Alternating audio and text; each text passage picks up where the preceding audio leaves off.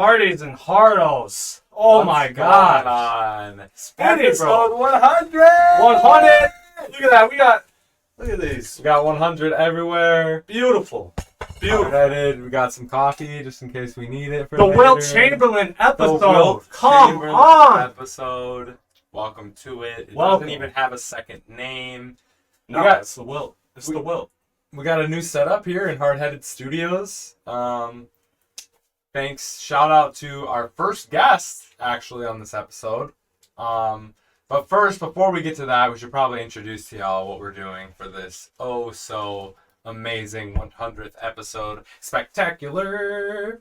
Buss, you want to explain it for them? We have a ton of guests coming on, one by one. They are going to surprise us, talk about a topic of their choosing. It might not even be sports related. So we will see what everyone has to talk about. A lot of previous guests, even a new one to start the episode off.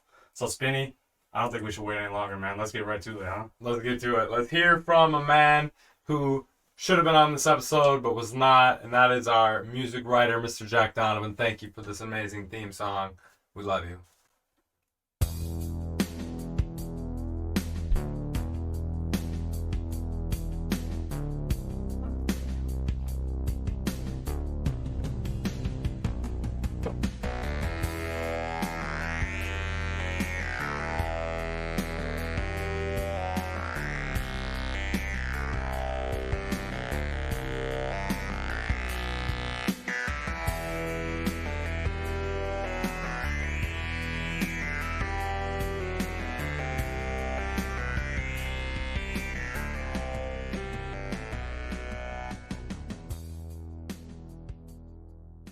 Here we are, our first guest of the episode, Spinny.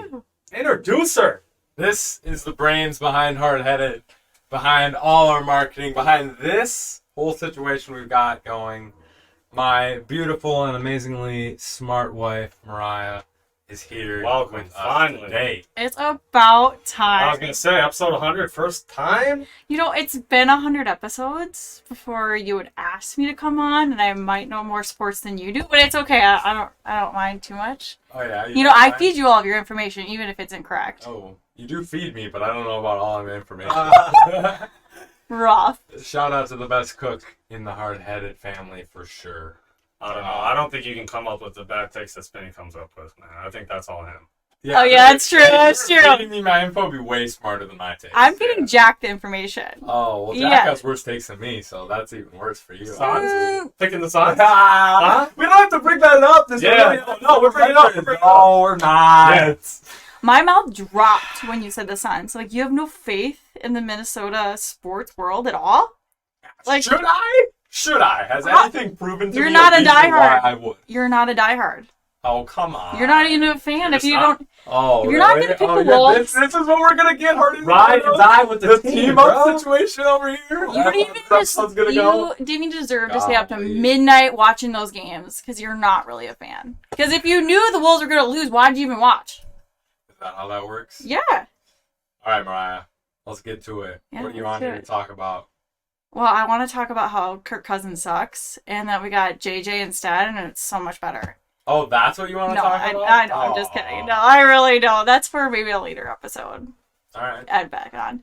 I really want to talk about how women are breaking barriers in sports. Do you think they deserve more credit? That's what I really want to know. What do you guys think? Can you give me an example of the women you're referring to? Well, okay, so if you start back from the beginning, you have Serena Williams, you have Samoa Biles, and you have all these like women that are so powerful, but they were never on TV. They were never like shown all the time when they should have. And now you have Caitlin Clark that has to beat men's records and not even win the national championship. It's all about how women have to beat a record. So why isn't it like on TV more? Why isn't it like promoted? I think it's an untapped market that no one's falling into because women's sports is pretty cool. Have you seen the clips? Yeah. It's pretty untapped. I like this question. I mean, I think we're taking steps in the right direction. I think right? we are. Like we've seen the highest like numbers of viewership on women's Hey, Final sports. Four women had more viewers than the men. Yes. 24 million. 24, yeah. 24 million. As compared to like 18 or whatever it was. Yeah, it's Nice. pathetic. Okay, and then even with the women's volleyball, when they had it in Nebraska outside, 94 people were in the stadium. 94,000. Yeah. Yes. Yeah. And Insane. it's still like an untapped market. Yes, they're heading in the right direction, but why? Why did it take so long?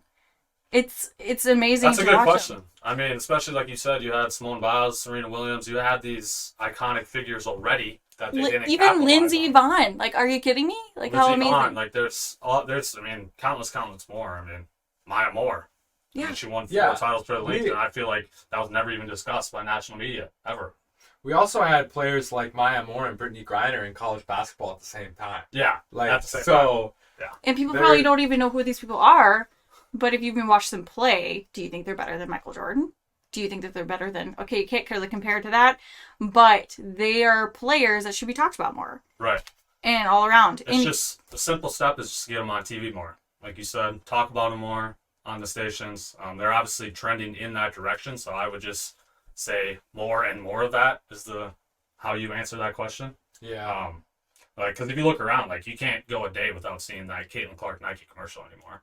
Like True. she's everywhere on TV. So they're doing the right things now. It's a shame it took so long to get to this point, but as long as they keep diving into these iconic athletes that we have in all the women's sports, not just basketball, then we will continue to go in the right way. I would love to see Caitlin Clark and Kyrie do a 3-point shooter shots. And see if she could do it from the logo and he can go up, soft shots. There's And al- see how better she can be than him. there's already been big talk of Steph and Clay against Sabrina and Caitlin Clark Yeah. in the NBA. Oh, three-point absolutely would contest win. Dominate. next year. So that would be wild. It'd be fun. I don't know how it'll work if Clay's not on the Warriors. That'll probably make it much more interesting. But yeah, I think what Buzz talked about, just really investing in it and doing all the same things you do for men. We had the Taurasi and Sue Bird stream. Kind of similar to the Manny cast for basketball. I think they will slowly get more and more of those things and really get into it even more than they are right now. And we're seeing a $30 million Nike contract for Caitlin Clark. So But there's she's not money even to be getting made. paid enough to even play. No, You know how but- many viewerships are going to be like pop on because they can't wait to see her and do what she needs to do? Like, do you think that she's going to get a raise at some point? I mean, there's like guys coming out of college and they're getting paid so much. Yes, the viewership makes money, but the viewership is going to come if we're headed in the right direction. So why lowball her so much money and she's going to like make millions for them? Yeah, and I mean the WNBA has a max salary, so they can't pay her over a certain amount. But The hopefully, profit sharing is actually similar between the NBA and WNBA in Yeah. terms of a percentage of the revenue that the players are getting. It's pretty much the same percentage, so that's good to see at least. And hopefully, as Clark and we see all these stars from college, Brink and Reese and Cardozo and all those players and in the future Juju Watkins, as we're seeing all these stars come into the WNBA, hopefully that is propping up the WNBA enough that when the overall revenue of the WNBA goes up, the profit sharing will go up. Players get Correct. more money, max deals go up. TV deals are a huge part of that. Hopefully we'll see one of those, a bigger one soon from ESPN or one of the like networks. But I think that's the next step, right, is letting the WNBA make enough money to be able to pay the players more. But do you That's think the they goal. will? Because Yeah, I do. don't know. Because I feel like you have to break a guy's record before they be like, all right, maybe we'll give him a little extra, just because it's cool enough. Well, they're already starting to move the Fever's games to NBA Yeah. arenas and things like that because they're anticipating, or bigger arenas, I should say. Most of them already play in NBA arenas, so that more fans can come. So it's already looking like the viewership for the WNBA is probably going to be record-setting this year. And like Spinny said, hopefully these new stars make it continue to rise. And 36 of the 40 Fever games are nationally televised compared to three. It's What are we- about three from last time. season. It's about 33 time. more televised games this season from the Fever. So Yeah. that's been good. Well, I think it would be even better, like, when you go to a bar or you go to a restaurant or anywhere you go, there's always like a guy playing sports on the TV. People will watch if there's girls on TV. People will watch. So there should be more streaming platforms to watch women's sports. Just like the bar that came out in Minneapolis, it's streaming only women's sports.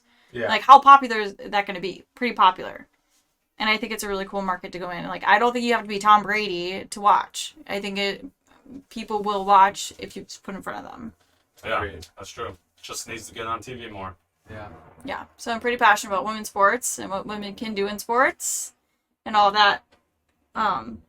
In that area. Yeah. Well, thank you. Yeah. I appreciate you finally making your appearance here on this amazing show. Yeah. Thank you. It only took us 100 episodes. Yeah, I it know. took 100 episodes. You know, we could The talk. woman who literally does all of our marketing. Yeah. Spinny was Look at not that. lying. There we go. She's created all of this Did for that, us. put it up. She made this mug for us. Okay, Everything. guys. This is her camera we're using right now. We're good. Yeah. Thank you. Yeah. And I love you, and personally wanted to thank you in Oh, front me. of the Hardys and Hardos Oh, thank for you. everything you do for this pod. Yes, Yeah. thank you, Mariah. You know, I've listened to every episode. Even if I don't watch, I'm always listening to Dylan like scream about everything, and I know he's wrong. Usually being but- wrong. Yep. Yep, and I'm like, But- oh, what? Both Why sides that right, take? but barely slightly wrong, and they like to love to point those times out. Hardys and Hardos. You know Yeah. how it is. You know what the percentages of being correct are on this pod. You know. All right, No. Mariah. See your goals are- I love you. Okay, Thank you thanks for guys being for letting me on. have on. Cool. Yes. All right, see you, Mariah.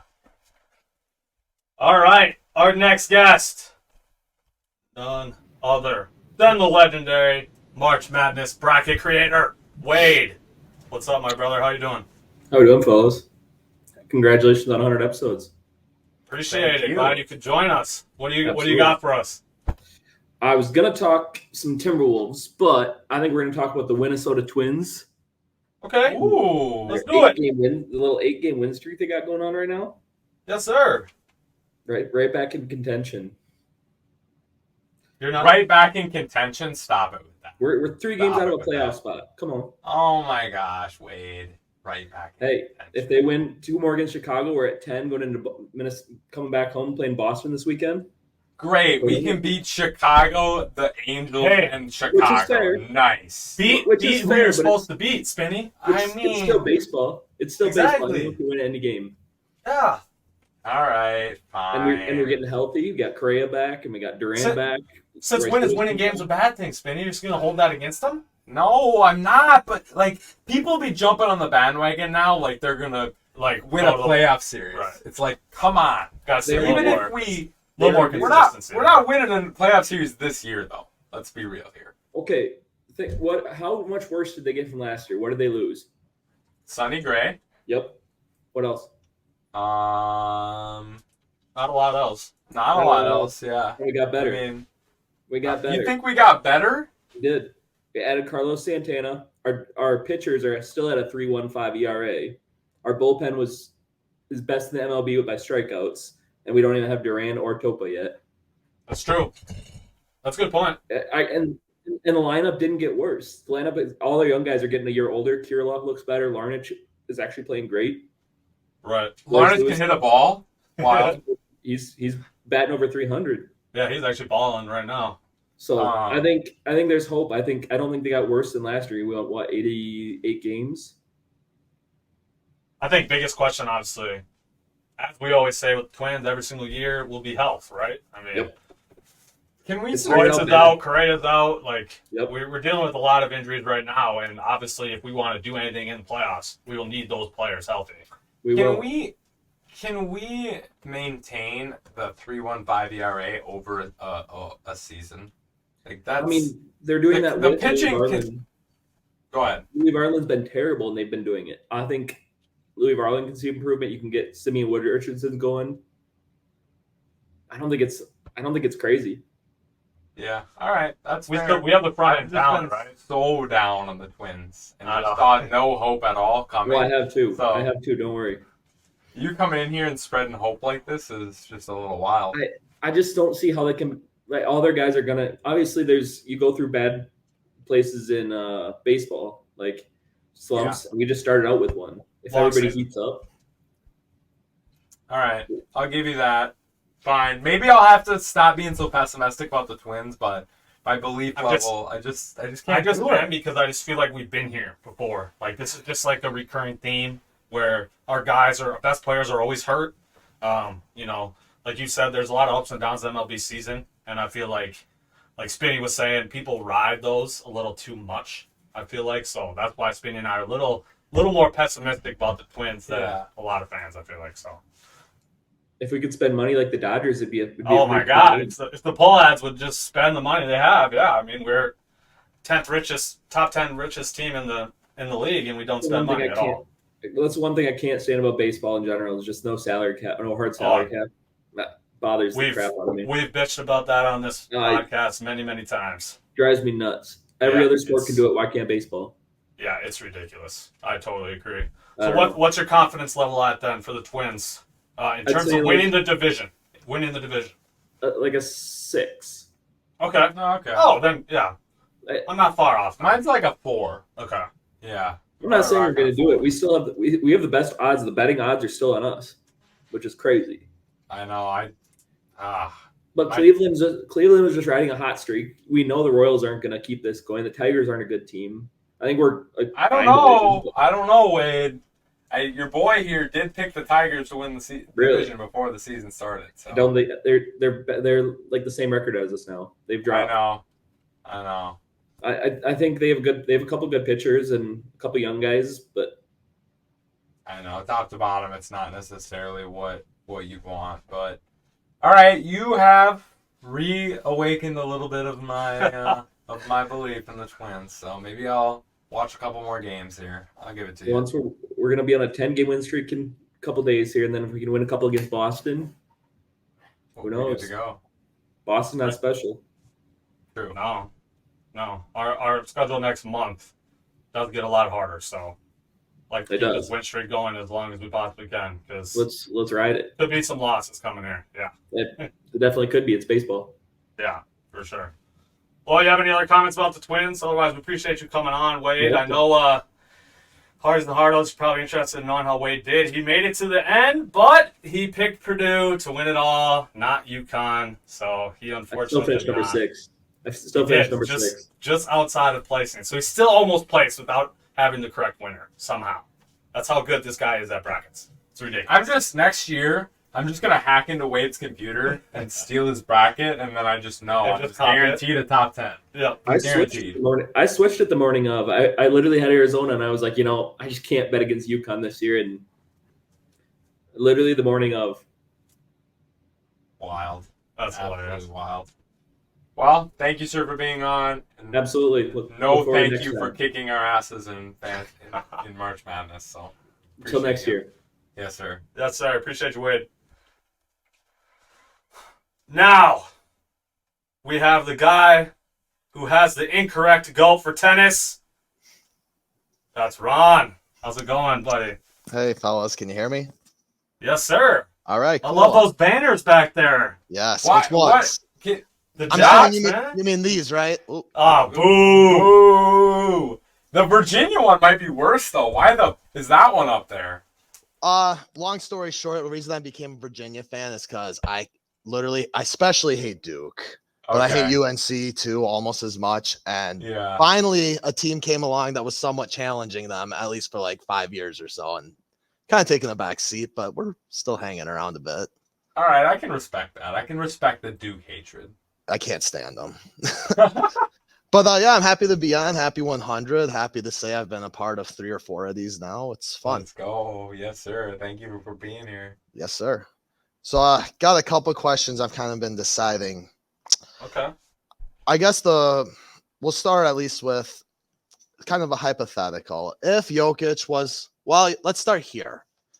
Say Jokic loses the series to the Timberwolves, the Nuggets lose. Is he all time right now better than Steph Curry? No. What if they win the championship? Are we also No. assuming he wins MVP this year? Yes. 3 MVPs, 2 championships? No. I was having this debate the other day. I don't know what I think, honestly. I would say no, but I don't think it takes much more for him to be better, right? I mean, What's Curry have that he doesn't, other than like obviously he changed the game with the 3 and all, but Right, but it's like, I mean, 4 ships is a different story than 2. true, I think once you get to 3, you're kind of at a different level. fair. So I think that 3 threshold is a little bit of something for me. The MVPs obviously would be Jokic then, right? It'd be 3-2. yeah. Yeah, So, but the unanimous MVP counts for like 1.5. Yeah. So Yeah, I feel would like agree. It's like 3 to 2.5, really. yeah, And then Why I'm a little closer is because we already know Jokic is a better rebounder and a better Right, passer than Curry. right. We already know those two. passer, you Yes. think oh, better? absolutely, not Absolutely, close. that's not even close. Not even close. No, Not Curry has close. never averaged. Curry's been like his high up Oh. like 6 or 7 a game. Yeah, you're talking okay. You're talking on Like a Jokic is- consistent statistical basis. I understand. And just straight vision. Like Jokic throws behind the back pass. I like, mean, I don't even Jokic see is from like a viewer's top point. 10 all-time vision, Yeah, Jokic is a basketball freak. IQ type guy, you know. Yeah. So So I don't know. If he wins the MVP and championship, I'm close already because I know, you it's- assume he's it's winning tough. Finals MVP. right, So he has 2 Finals MVPs. Curry only has 1, right? yeah, right. So I think it is a lot closer than people would realize. Yeah, I just want to piggyback off that a Right. little bit. Same debate I was having with my roommate. What's the most impressive single player postseason run you've seen in NBA history? There's really like 4 options that came to. Mine is easy. Not easy. I shouldn't say that, but D Wade in 06 is definitely Okay, that's my, interesting. My top one, I think. I mean, we're talking about a very past his prime Shaq as your True. best, as your second best player, Yeah, and man averaged 33 a game for that whole playoff run, like a stupid amount, and Averaged like 35 in the finals. and 35 in the finals was finals, and he was like what 23. 23. something like that. Yeah, Yeah, 2, He was 3. 23, Yeah. yeah. So that's one that comes to mind, I guess. Yeah, I didn't even think of right him, off the bat. honestly. That's crazy. But yeah, good point. I don't think that's a bad choice. It's a little tough for him because he did get. I mean, you can hold it against him as much as you want or as little as you want. He did average 16 free throws a game in that final. Right, So absolutely. that's a lot of people points. love Yeah, to- you're right. But And I would people say Go ahead, sorry, Teddy. I would say I know he didn't win a title that year, but LeBron 2018 when he just carried the irrelevant Cavs all the way, like he was averaging basically triple double the whole run. Like that was insane. Absolutely. Kawhi's Raptors run Yep, was that's ridiculous. probably my pick. Yeah, that's a top 3 for sure. And You then could say LeBron Maybe. 07 as well. 07, yeah, because he had no business being there.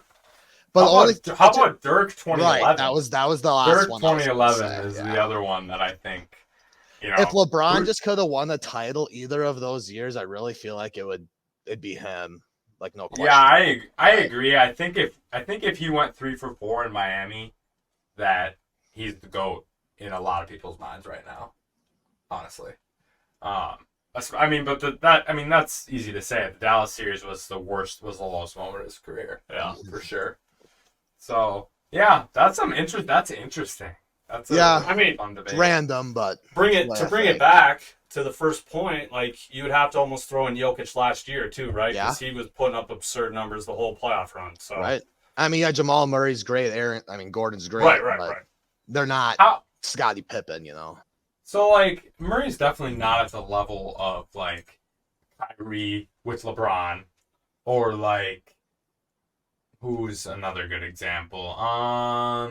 Some of the situations are, like, KD, obviously, Steph or KD, whoever your second best is there isn't as Right. good. Well, shoot. I mean, what about Giannis? yeah, I was thinking about Giannis too. I was like, you say Middleton or Drew?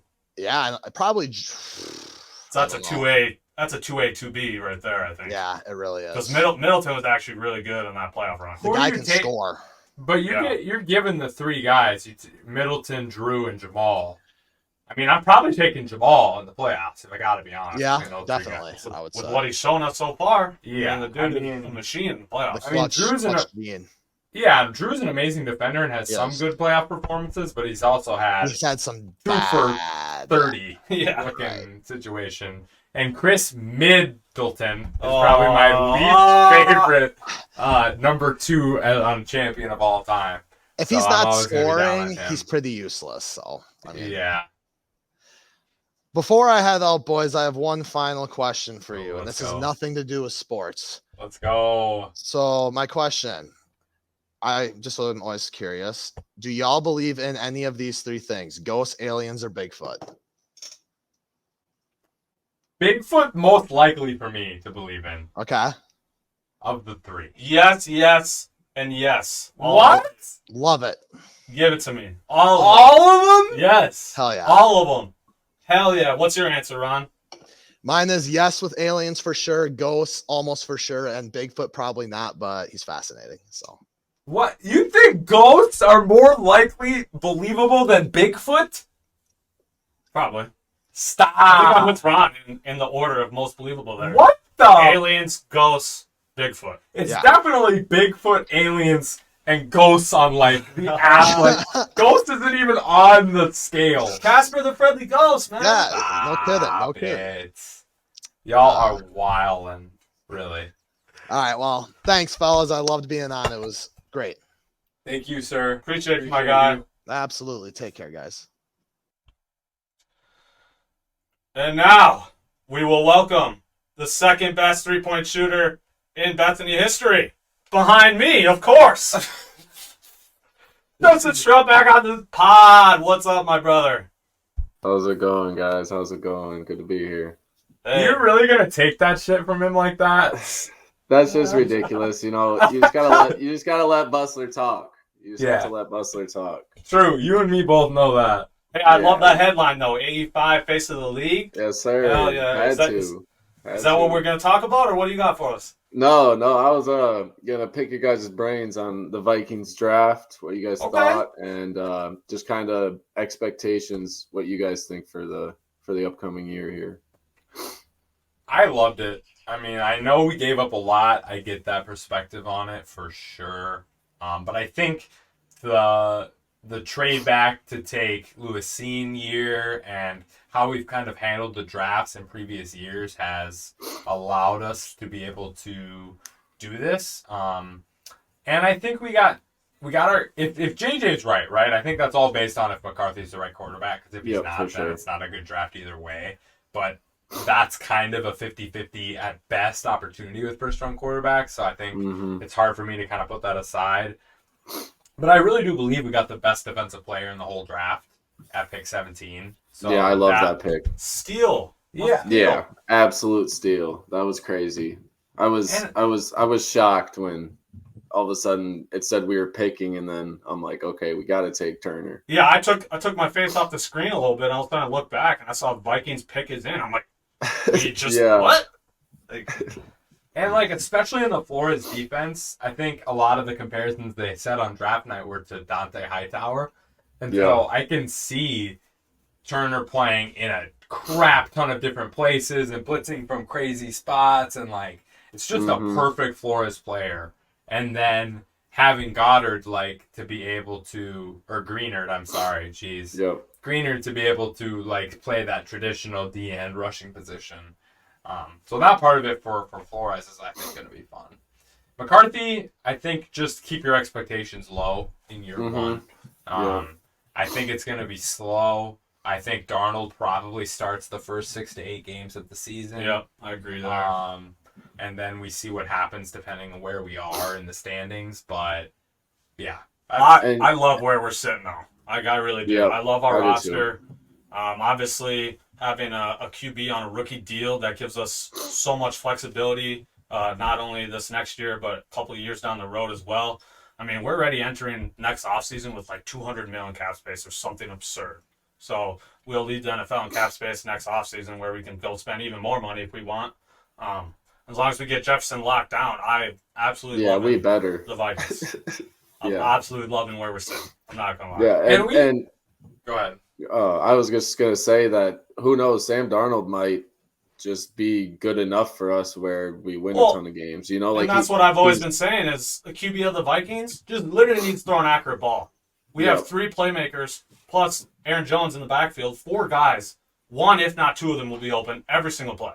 Every single play. Plus, I have never been as confident in the Vikings pass blocking in the history of me watching them as I am right now. Facts. Never. Yeah, they got a good line. I agree. Yeah, at I least agree. tackle wise, like we're loving it. So, and it'll be interesting to see a quarterback like Darnold who has never averaged more than 2.6 seconds per drop back in his whole career because the Jets have never been able to pass block to save. That's actually ridiculous. I blank can't even lives. Isn't it insane? It's hard to even comprehend 2.6. Like, yeah, so that ability will be cool. But I think for JJ wise, right, it's the best setup you could possibly get as a rookie quarterback. Yep. Like Buss said, doubt. you got to come in and throw accurate balls. And that's it. you have fucking Jefferson, Addison, and Hawkinson on the team. Like What Jefferson, more can you ask for? Jefferson's been open by like 5 to 7 yards, like Michigan level open receivers on a regular basis. Yep. So I'm a little concerned about the deep ball, if I gotta be honest. That's fair. A little bit of like I hate to throw this guy's name out there because I'm gonna be optimistic about JJ, but Christian Ponder is definitely I knew you were gonna say it, like from a big I figured that was school, coming. like there's a little bit of comparisons you can talk with that. But I will give JJ credit. Last thing I'm going to say about it is that he got better every year at Michigan and has proved that he can consistently get better as a thrower. And if you can do that in the NFL, you're going to have success. We've seen it. So if And that you know can what? happen, He's a winner too. That's Yes. the biggest. That's the biggest piece I think that He kinda makes the separates plays. him. He wasn't needed to make a ton of plays, obviously, on his team. But when he needed to make plays, he made them. Late in He game, did. third down, crucial third downs, all those type of scenarios, he made the plays when it mattered. So and Kevin O'Connell is a great quarterback developer and quarterback coach and He offensive is. play caller. Like I've seen like we've had some ups and downs as a head coach for him, I think here, but I am very confident. One I'm gonna credit Colin Coward on this. Calls Kevin O'Connell, calls Sean McVay. And, like, I know that's a little bit of a stretch given where we're at right now, but I see those type of qualities in fostering a team that really believes in them and, like, the ability to know and recognize the offensive system. And then you have such a good D coordinator in Brian Flores that I think we are exceedingly lucky to have on our team. It's just, like, the whole culture and everything. We saw the Players Association athletic vote last year, how awesome all the Vikings did on all that. I just like everything that's going on. I do too. Yep. So what are you guys' record predictions then? Ooh. Granted, we do play a third place schedule this year. I'm gonna say 10-7. We're gonna go optimistic, and I'm gonna say 10-7. I'll Fetty, what you got? go 8-9. 8-9. 8-9. Really? Why? I don't- Why do you? I am not a Sam Darnold believer at all, and I am with Spinny that he'll start at least half the season. So I do think we're going to get some losses there, and I just think our division is actually really good now. That is true. Yeah. Talk about a good situation to walk into. Caleb Williams also has an amazing situation to walk into. Keenan Allen, all the weapons they have there. DJ Moore, Roma Dunze, DeAndre Swift. The Bears should be a lot better. The Packers made the playoffs last year. They should still be good. The Lions made the NFC Championship last year. They should still be good. You got 49ers, Eagles, Cowboys. Like, there's a lot of good teams. So, And I think the NFC North getting better is true. Like, Jordan Love kind of proved to us at the end of last year that he's probably going to be a really good quarterback, as much as that absolutely freaking kills me to see and believe. The Lions are good. Goff doesn't have to do much. They got weapons everywhere. And Buss talked about the Bears. So I think the division is going to be way better. And that's going to contribute to some of our losses as well. Sweet. One last What do you thing think? before. Can you give us your prediction? I'm thinking like, around the 10-6, 11, or 10-7, 11-6, somewhere around there. I just think with our weak schedule that hopefully our defense will be able to keep us in a lot of the games. I like that. And hopefully the offense will be able to figure out, score enough points, which I would hope we could put up 2 to 3 touchdowns, with all of our weapons. Yeah. So, but yeah, that's just my thoughts. Like one last thing before I go quick. One word reaction to the Falcons pick of Penix. What's your one word? Damn! Like the Y. Damn! I was literally gonna say that too. There's no other reaction. I Yeah. made no freaking sense. I was so clueless. So Yeah. clueless. Yeah, I was. Yeah, I was just lost at words. Yeah. No one in the entire league saw that coming. Everyone No. at the draft I was watching it with like stood up and was like, "What the hell just happened?" What just happened? That was That's crazy. Yeah, it was crazy. Well, guys, appreciate you having me on here. Congratulations again on your 100th episode. That's cool. Appreciate you, my guy. Yeah. Make sure you get back in the gym so you can beat me in 3-point contest someday. Hey, I was just there on Monday. Me and Mason Okay. lost one game. That's it. Okay. Woo! So, we've been I gotta putting see in this work. 3-point contest sometime so I can see Bus take some fat L's. We'll have to. All right, boys. sir. Take care. All right. Appreciate you.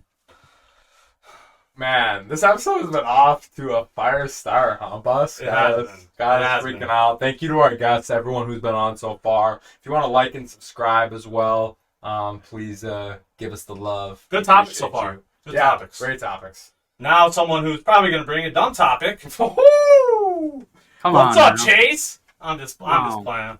We gotta roast you on the spot, Chase. It's just how it is. There's been too many bad, hard-headed drafts, you know.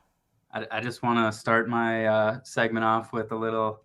Let's go. Yes. Yes. Yes, sir. Come on. Oh, I forgot. Yes, Apparently, I can't even yes. cheer for the Wolves. You're right. You can't. Oh, I can't. You can't. I'm not allowed. Let's go, Wolves. What's up, boys? Congratulations on 100. Thank you, sir. Crazy. It is I know. crazy. I didn't know if we'd make it this far. I did not envision us getting this far, to be honest. Like, Time at fl- all. Time flies when you're having fun, I guess. That's for sure. What do you got for us, Chase? All right. So I brought 2 questions just in case. So just let me know if this one's already been talked about. But obviously, the Timberwolves just swept the Suns. Nuggets advanced, beating the Lakers 4-1. I think this is the matchup that we've all been waiting for, also worried for at the same time. I think obviously defending champs, best player in the league. It's going to be a tough matchup. They play well as a team. I'm fully confident going into the series, by the way. I mean, I could see us losing in 6 or 7. Not a big deal to me. But let's just say that we do lose this series. Do you think that whether it's Glenn Taylor, Mark Lowry, A-Rod, whoever's going to own the team next year, do you think that we'll break up the roster and I guess probably trade Cat? Or do you think that they'll run it back regardless? At this point, I think they're going to run it back. Yeah. I don't know how you can get rid of somebody when, I mean, let's just look at the stats. I mean, Cat, yeah, he was in foul trouble, but that dude was so highly efficient this series and was also a stud on the defensive end. I mean, I want to say What are we talking about? 19 and 8.5. here it is. 53. 19 points, 9.5 boards, 53% shooting, 53% from 3, 89% from the line, and also Durant, Booker, and Beal shot a combined 37% field goal percentage, 20% from 3 when guarded by Cat. Yeah, I've been impressed with Cat. I first of all, I want to say I hope we run it back. I do think there is a chance we trade Cat. I do. Right. I do think that is probably, like you said, Chase, the biggest chance of something happening. Right. But I have been impressed with Cat's embracing of the number 2 role, actually, especially this season. Yeah. He really has shown its Ants team, done what he needed to do, take the shots he needed to take, been efficient, and especially after game 1 and games 2, 3, and 4 of the Suns series, I saw a different playoff Cat than I've seen in the past. As far as call bitching, as far as like Just composure. freaking out. Yeah, just composure. Yeah, exactly. Like I did see a different Cat from that perspective, which I didn't know if I ever would. So that part of it was impressive to me.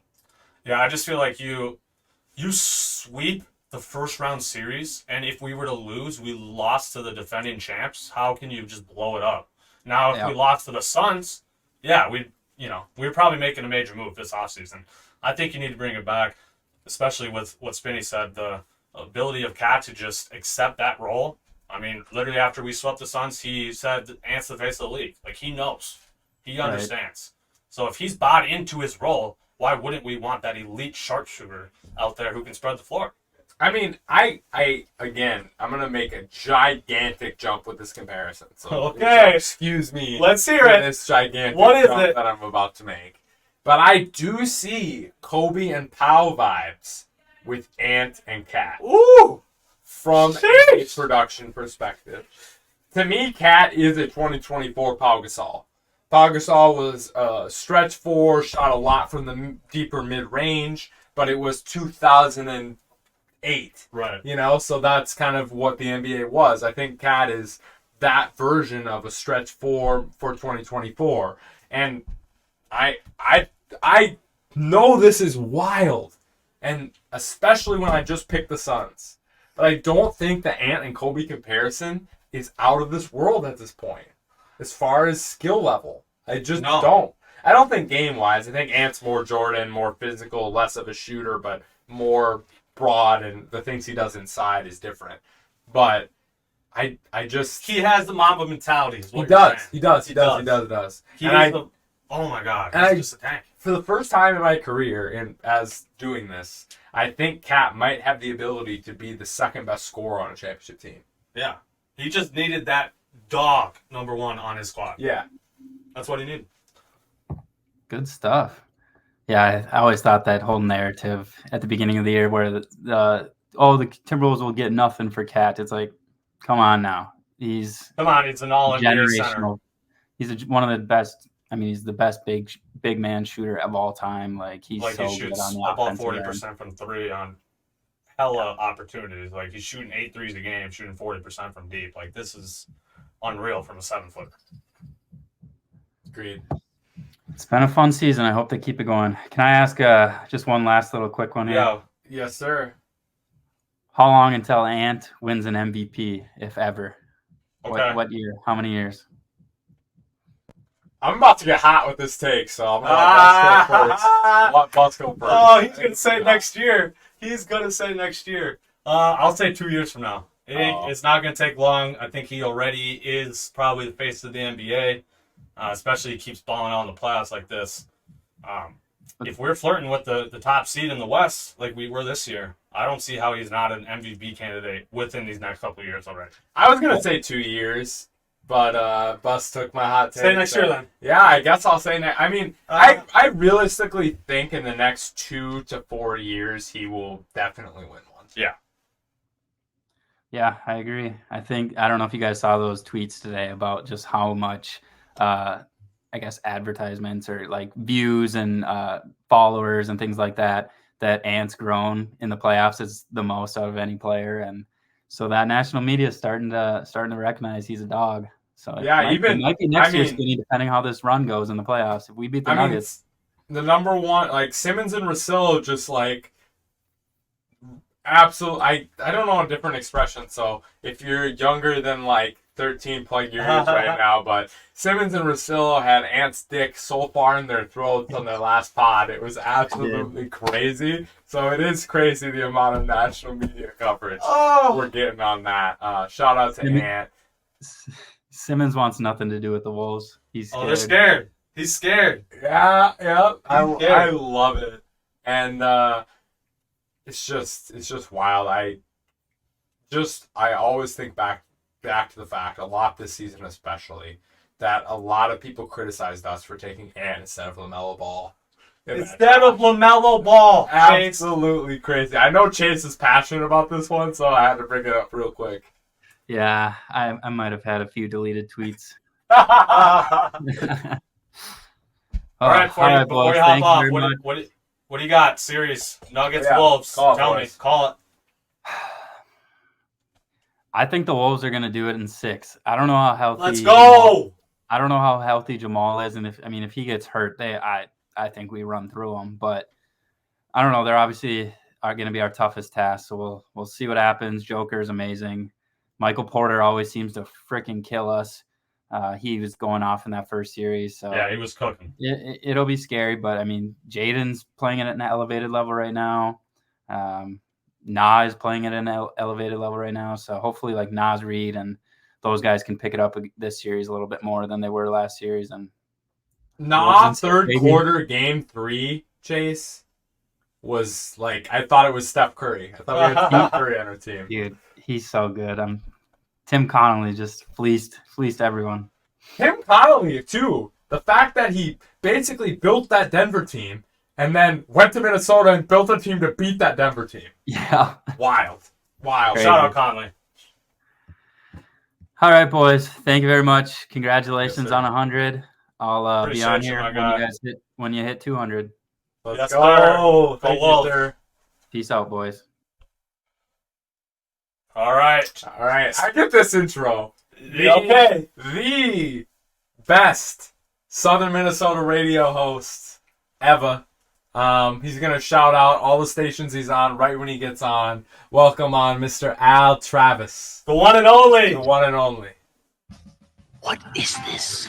Oh, he got You got the music! Let's go! Well, I must say, for a casual weekend, quite an experience. You allow this sort of thing in your department, you're basically saying it's okay. No, I'm saying that I don't care what they do as long as my life isn't interrupted by pointless conversations like this one.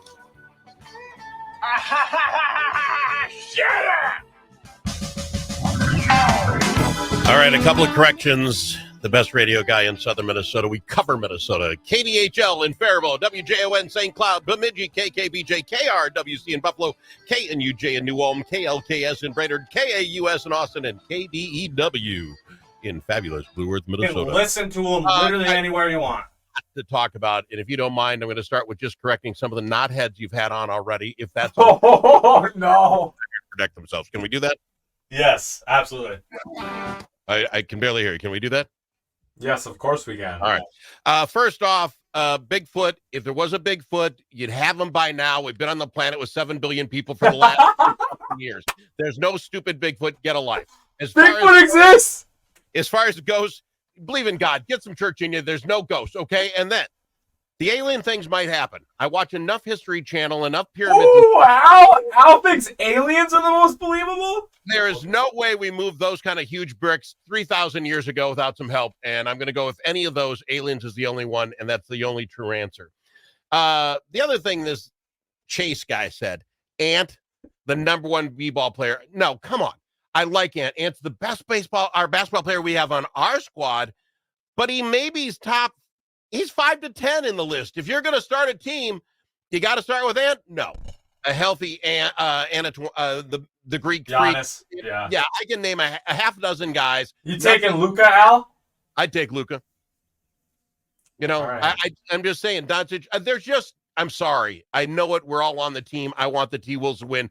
Don't be throwing out greatest basketball player of all time. Get out of here. The only thing we know for sure, Nas Reed is the best 6-man in basketball. And you know what you do? You dump Cat, save $80 million, buy a couple of players that can fill in, put Nas in that spot. And you know what you got? A team that can last a few more years. Okay. Can you talk to me about Cat's performance in this series, though, Al? Because I do think he surprised you. Absolutely. In game 4, he absolutely did.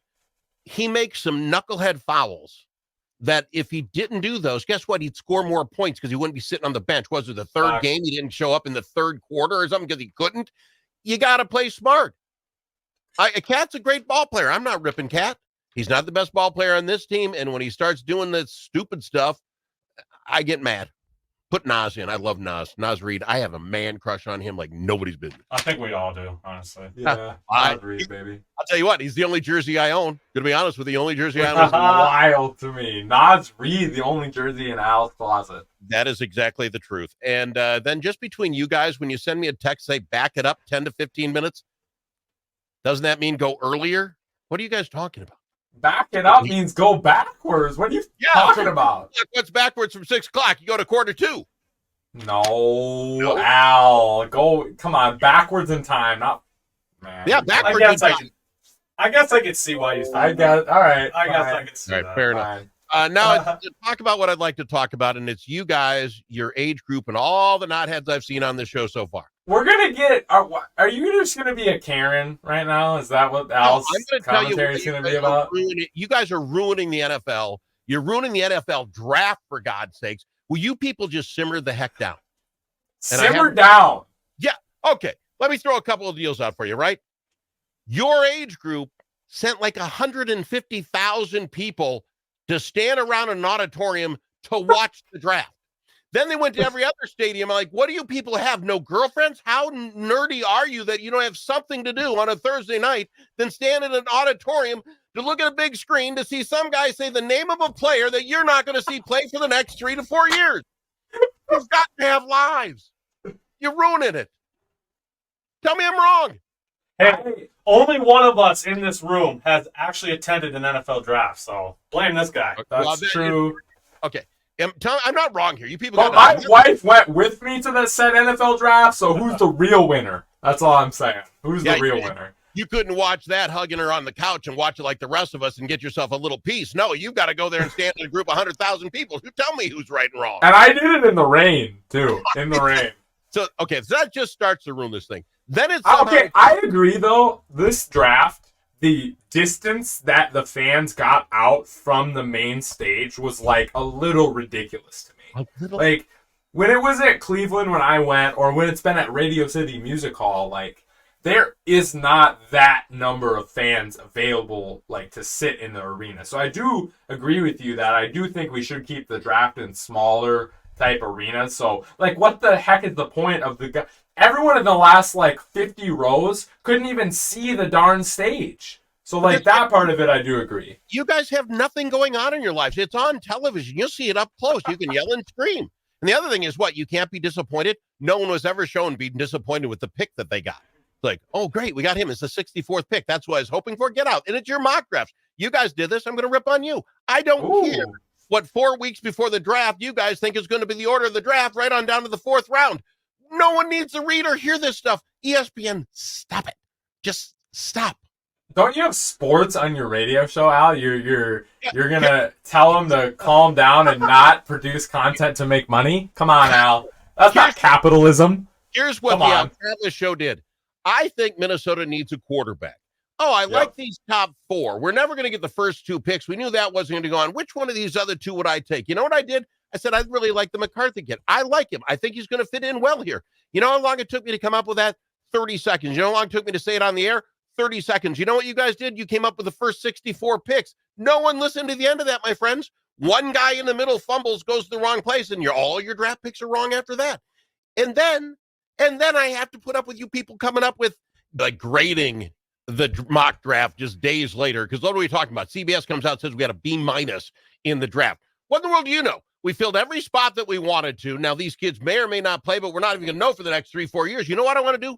Find that guy, take a look at his stupid grading system last year and find out how good he was at it. Because you know what's going to happen? You'll find out he's an idiot, and then we won't have to listen to him anymore. What are we doing? Did you guys grade yourself? How was the draft for you guys? And your picks. How was your mock draft grade? How'd you do? My mock draft grade was probably enough. My mock draft is always terrible. Yeah, I mean, that's kind of part of it, Al, too, is like we all understand that your mock draft's going to be like 85% wrong. It's just something fun that we like to do, and it's entertaining, and people listen to it. So we'll send it. I won't say, though, I'm with you, Al. It is absolute BS, these grades, though. It's like, what are you basing it off of? We were apparently going to move all the way up to 3 to draft JJ, and now we got him at 10. We got the best defensive player in the draft at 17. How is this a B- draft by any means? That's my point. But for some reason, we got to play. Then you say, hey, you like to do it and people like to listen to it. No, we don't. No, we don't. It's just because it's the sport thing we got to hear for the week before and we don't like it. You know how, and I don't like to just complain without having a fix. You know how you fix the draft? Yeah, fix it for us then. I have no problem with every one of the high schools that these kids went to having a little guys at their gym and you can show them. I don't give a crap. But you make it 3 minutes between picks. 3 minutes. You don't have time to stop down and do the stupid video the guy that some guy at ESPN made for 5 minutes so that we can look at that thing. You want to look at that? You don't want to hear from the parents? You don't want the parent interviews and the backstory? And I don't want to hear the interview of the guy saying thanks. And one more of you knuckleheads that goes up and hugs the commissioner because somehow you're your daddy figure. I don't want to see it. Cut it out. Hey, these guys just picked these guys. Minnesota's on the clock. 3 minutes. You got 3 minutes to make a deal. You know what happens then?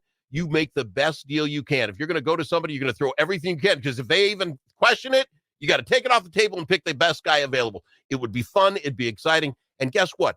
I waited up in that stupid draft to see that 10th pick. It took an hour to get there. The first round should be done in an hour. And the second and third and fourth rounds, no one should see it. Stop it. First round can be the same length as a regular football game. 3 hours for first round, 3 hours for a football game. Same thing. Because there's something exciting going on. What? Even football games, you got to do replays in between the plays just to keep you entertained. What would you replay? The guy standing up, and they do that too. Here he is. Replay the parent hug, you know? Oh, God. Just shoot me is all I'm saying. Just shoot me. So anyway, that's how I'd fix it. I get rid of the videos in between. I do not hear the guy have to come up and thank God, his coach, his buddies, his mom and dad. Okay, I got that. By the fourth one, it's like an Emmy Awards where we got to thank every producer no one's ever heard of. Let's just move this along, people. We're here for the picks. Hey, I'm actually with you on this. The draft takes way too long. It doesn't. It takes way too long. Bro, Spinny, the Bears were on the clock for 5 minutes. Why? We all knew it was Caleb Williams. They shouldn't even have a clock. It should start with that. If they should have, you've had your entire week to figure this out. Bears, what are you saying? The envelope. What if the Bears got offered? What if the Bears got offered 5 first-round picks for it? No, but they could have done that the week before. Yeah, but they didn't.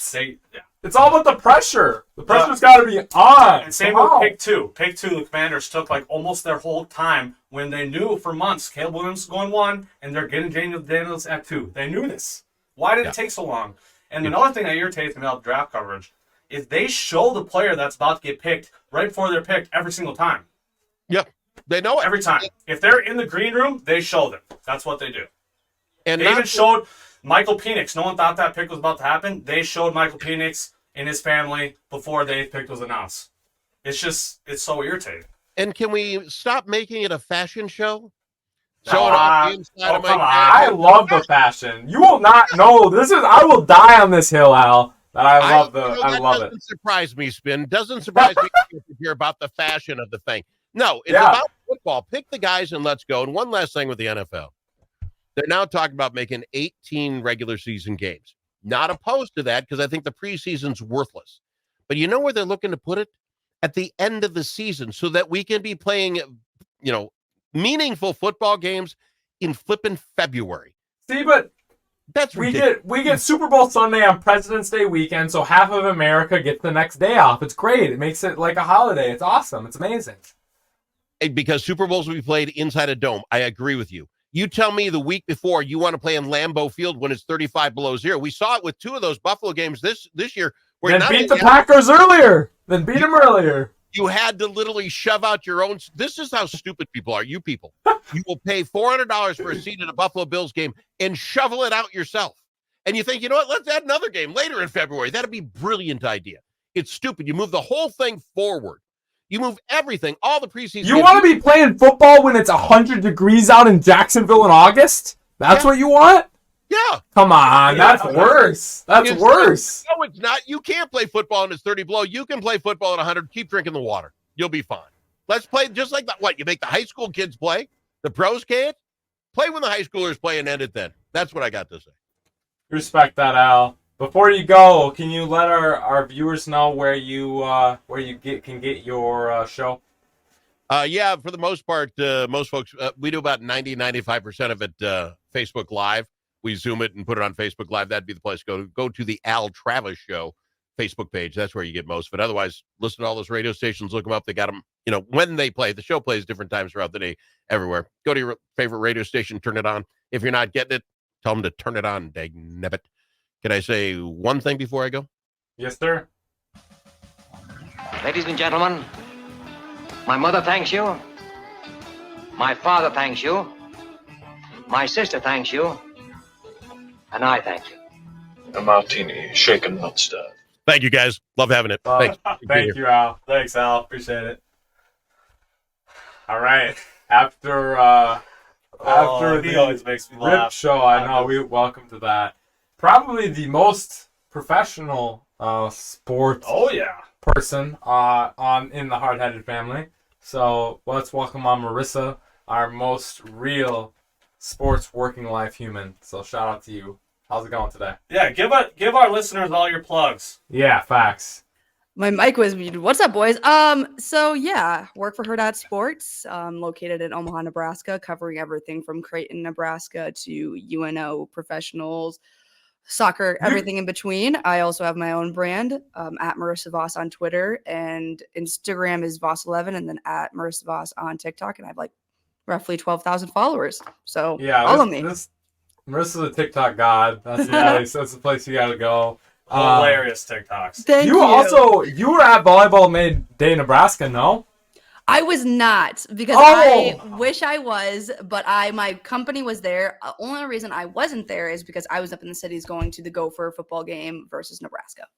All right. That makes sense. So I was on a work trip, but yeah. But lots of Creighton volleyball coverage. That I do see. Creighton volleyball was my main shtick this year. Also, then towards the end of the season, I got to cover UNO.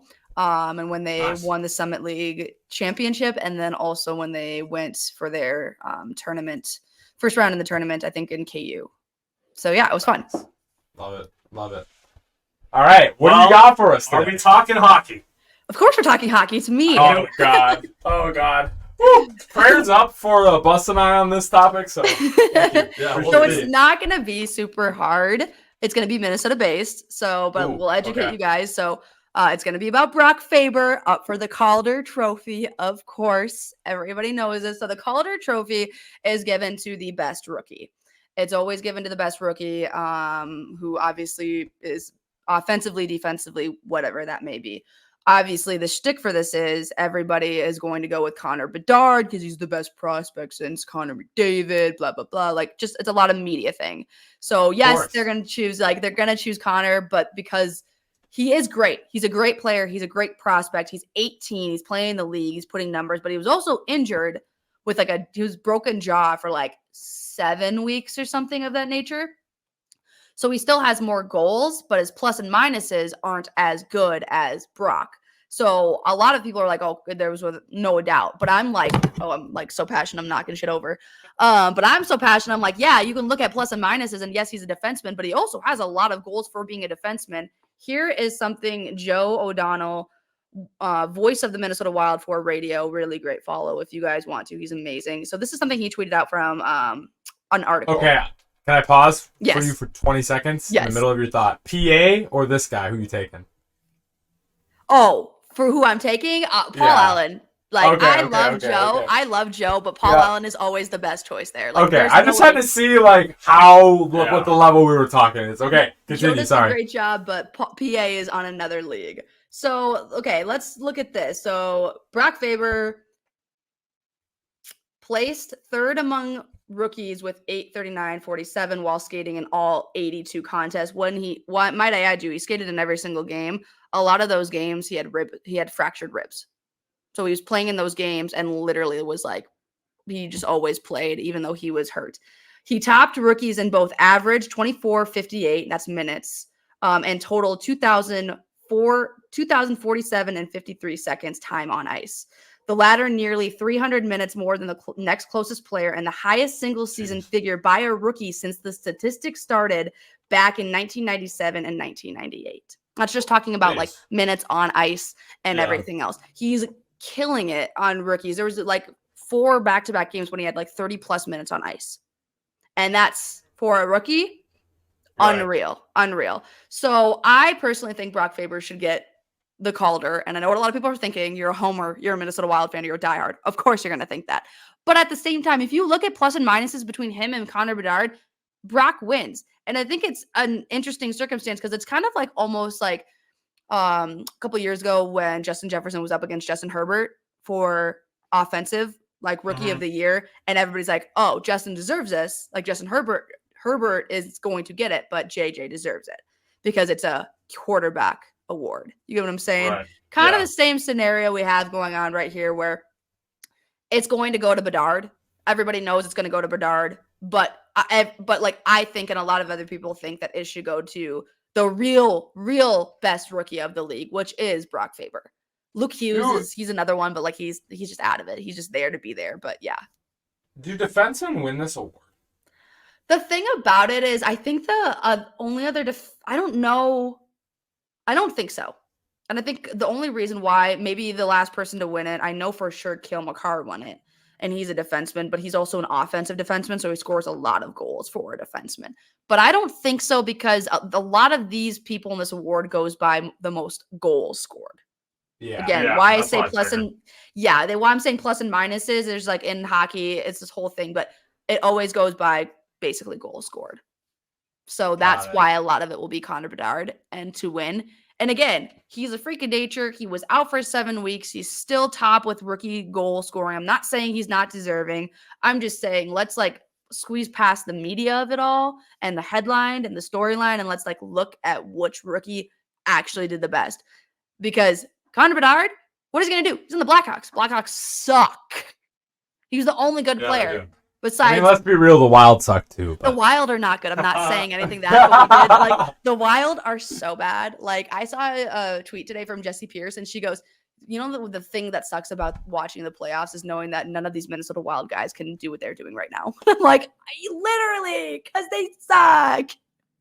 It's terrible. Oh, I love them, but it hurts. I compared a little bit to the Anton LaMelo Rookie of the Year as well. Oh my god! I think LaMelo played less games, but had slightly better stats on a per game basis. Sometimes these things are just popularity contests. Yeah, and Minnesota teams always get gypped on this shit. Yeah, it is what it is. Always. Like that's the biggest thing was what I'm saying. Like it'll go to Bedard because of the storyline, because of popularity, because of everything. It's gonna go to him.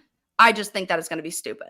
And I know a lot of people think the same thing, but at the same time, it's literally popularity. Absolutely. Yeah. Do you ever see that changing? At least for the NHL. For what? The popularity versus like that popularity usually will end up. Honestly, I think it's a normal thing across sports. So you have to even not even NHL, like look at it. It's a normal thing across sports. I do think with the NHL, with Connor Bedard, this is a little bit different because every single rookie, every single number one draft pick, every single person is going to be amazing. But again, like he is the best prospect we've seen since Connor McDavid. And Connor McDavid is one of the best players since Wayne Gretzky, the Great. So this is like the similarities. You have a ladder of greatness that only happens every once in a while. I think with Connor Bedard, it's a little bit special. So popularity wise, all of that, I think that's maybe one of the things that's going to kind of bring about. It's a little bit of a special scenario, but I think that's just an overall thing in sports. You're always going to go to the headline. You're always going to go to this. You're always going to go to what the popularity contest is. I think maybe the NHL is a little bit different because obviously there's so many players and it's just the league. It is what it is. You know, the NHL and hockey, it is what it is. So yes, I don't think it'll change, but if there is one team to maybe change the most or a league to change the most, I think it'll be the NHL. Like that. Okay. Like that. Question for you. Yes. Before you go. Is Wayne Gretzky the GOAT of GOATs? This is a question we've talked about quite a bit. Is he better than the second? Is he more better? I don't know if that's correct. More Sorry. better. Shout out to all my high school English teachers who I'm failing right now. But is Gretzky better than the second place in a higher degree than any other player in the sports is better than their second place player in their sport? What? Oh man! So you're saying saying like let's look at all the greats. Let's look at all the goats. Let's look at Tom Brady. Let's look at Michael Jordan. Let's look at Wayne Gretzky. Let's look at all these players. And do you think that he tops the list upon every single player that is the greatest? Yes. Okay, I don't know where I pulled that out of my ass, but I got you. Out. You followed my craziness. You got me. So I personally think because it is the nature of hockey, like Michael Jordan is Michael Jordan. But at the same time, we're seeing so many similarities in Michael Jordan and Anthony Edwards, right? You've seen the highlights. You've seen everybody talking. You've seen Shaq saying it's like he is like almost the like identical or a lot of Michael Jordan and Kobe. So with those sports, you're always going to have those players that maybe are similar but haven't done what they've done. With Wayne Gretzky, I truly, truly believe that he is one of the highest GOATs of GOATs because hockey is popular now, but hockey wasn't popular back in the day, right? They didn't have as many conferences. They didn't have as many franchises. It was very small. It was lucrative. So yeah, it was easier maybe to do what he's doing, but look at how it stuck over time. I mean, we've got players like Alex Ovechkin, Cale Makar, Connor McDavid. You know, you've got, I'm not going to say Marc-Andre Fleury because he's a goalie. It's different. Like, obviously you have different positions, but you have all of these players. Like, I do think he staples up because of what he had to do and the element he had to do and the fact that his stuff is still hanging. You know, these Raptors are still hanging. Gretzky has more assists than all those guys you just mentioned have points. Exactly. Which is the most insane stat. I honestly think it's true. Because, like, Brady's second is probably Montana or Peyton Manning. Yep. Like, they are a step down from him, but it's at least close. Michael and LeBron, whatever order you want to put those, it's probably the closest one. And what's the... Oh, and MLB, it's hard MLB is definitely close. It's definitely close because nobody even knows who it is. Yeah. Mm-hmm. So I kind of agree that I think Gretzky is the GOAT of GOATs. I just wanted to hear a hockey human's opinion on that. I mean, I do. And again, I love hockey, so I'm going to say that. But you look at it, there's different similarities. One person that maybe comes close to it every once in a while, inching towards it. But he's in a league of his own, and he always was. That's why he's called the Great One. That's why it was so crazy when JJ McCarthy, like, declined his call. I was like, you're going to decline a call from the Great One and you play football? Yeah. No. And whatever you're doing now. Answer Ryan Gretzky. Gretzky is calling me. I'm like, I don't know. Like, I'm in the middle of my marriage. Like, I'm supposed to say I do, and I'm probably like, what's up, Wayne? Hey, you know, I mean, FaceTime. Hey, Great One. Yeah. Get married. Can I call you in a go little on. bit? Yeah, can I call you back one time? All right, Marissa. Thank you for being on. Again, shout out to the most professional human we have on Hard Headed Sports. Who's winning the Stanley Cup this year? Who's winning the Stanley Cup this year? Oh. Who you got? New York Rangers. The Rangers get it done. Okay. We'll get that from Nate Miller as well, probably on this pod, and we'll see where we end. I think the Rangers, I don't think Vegas has what it takes, just them being locked up on series. I think final now with Dallas and everybody else in Florida. I do think the Rangers lock it in. Love it. Okay. Thank you for being on. Appreciate you. Also, appreciate you, Marissa. Also, Wolves in 6. Woo! Nuggets in 7. I can't believe I'm picking against the Wolves twice, but I have to. Nuggets in 7. No, go what Jokic does and go see your horses. That's insane. True. All right, thanks guys. See ya. All right, Spinny. We're to the in-person guest segment of this pod. Who do we got next? We love it. We got Mr. George Fisk coming on. Here we go. Let's get it. I'm interested to see what this comment's about. Oh, we're gonna crack a beer live on the pod too for the first time. Let's request. go. Thank you, Artists and Artos. This is why we come in person. What's going on, George? Not much. I came here with notes. I know I forgot that you guys wanted a surprise. I kind of spoiled it for you earlier, so I came up with something different. Ooh, we changed it up. Now we are. He played us. He played us. And I'm sure this will inspire a lot of conversation. Could go any which way, but really, I came here to test you guys a little bit. Oh. And the big question is, I think we can get 10 minutes out of this one. How many athletes and/or sports icons can you guys name that were born in Minnesota? Ooh, that's good. I'm gonna start with the most recent one that I remember. I don't know if this guy's an icon yet, but Joe Alt. Come on, man! I was gonna say that. I didn't even have them written down. I was going to see how many. First top 10 pick from Minnesota since Larry Fitzgerald. So. Well, there you go. So there's another. There's 2. Yeah, Larry Fitz. Joe Mauer. There's another one. Joe Mauer. Fun fact about Joe Alt. You guys know Mitch. Went to the same high school. Latino Grace, huh? Yeah. Joe Alt. Shout out to him. Ooh, this one's tough now. Those are my big 3. Yeah. Those are my big 3. Somehow already. So I know a lot of. Can I say Prince? No, I'm gonna say Jalen. Does Jalen Suggs count? Well, I'm not saying like I have a lot of on that list. And low Chet tier Holmgren. I'll take guys. Chet Holmgren. Yeah, there you go. Chet and What are you guys up to? 5, 6? 5? Yeah. 5? I got about 30 written here, and Oh you my guys, gosh! you guys know these names. we're missing some obvious. Well, Max Hall. No, Max. What's the Michigan State point guard's name? Trey Holloman. Oh, Trey Holloman. He does not count. Oh, he doesn't count. No. Sorry. Tyus Jones. There you go. We haven't said Tyus Jones. Trey. Tyson Trey. There you go. Gary Trent. Oh, Gary Trent. That's a good one. You guys got a few that I didn't have written down. Gary Trent Jr. Gary Trent's actually I can't say his dad. I don't know if his dad was born in Minnesota or not. There's so many obvious. Yeah, let's hint this up. Hint this up a little bit so we don't look as All stupid. right. No, yeah. No, you guys are off to a good start. Let's see. There's one that was picked. He's a top 5 pick in the NFL draft within like the last 5 years. Oh, so I lied about my Larry Fitzgerald stat. Oh, yeah, true. Uh, Born in Minnesota, that is. I don't know. I really don't I'm know. drawing a blank. I have no idea. Trey Lance. Oh, Don Fred. What are you talking about, man? Yeah, I should have maybe let you guys. Marshall native. My high school played against Trey Lance. Jeez. All right, what about That's a good one. another football player? He's retired now, wide receiver. Pretty good. Caught passes from a Hall of Famer for a while. Like in our lifetime? Mm-hmm. We've watched him play in the Super Bowl. Ooh. Well, this is not the person, but I did think Rashad Bateman is another guy, another name, but it's not this Is he guy. from Minnesota? Or are you just thinking U of M? I was just that thinking, counts. Kind of counts. Played in the Super Bowl. Eric Decker? Yeah, there you go. Oh, Eric Decker. Mhm. That is a good Mhm. one. Yeah. Yeah. I feel like there's so many MLB guys that we're missing. There's gotta be a lot of MLB players that made it to About Minnesota. former manager of the Twins.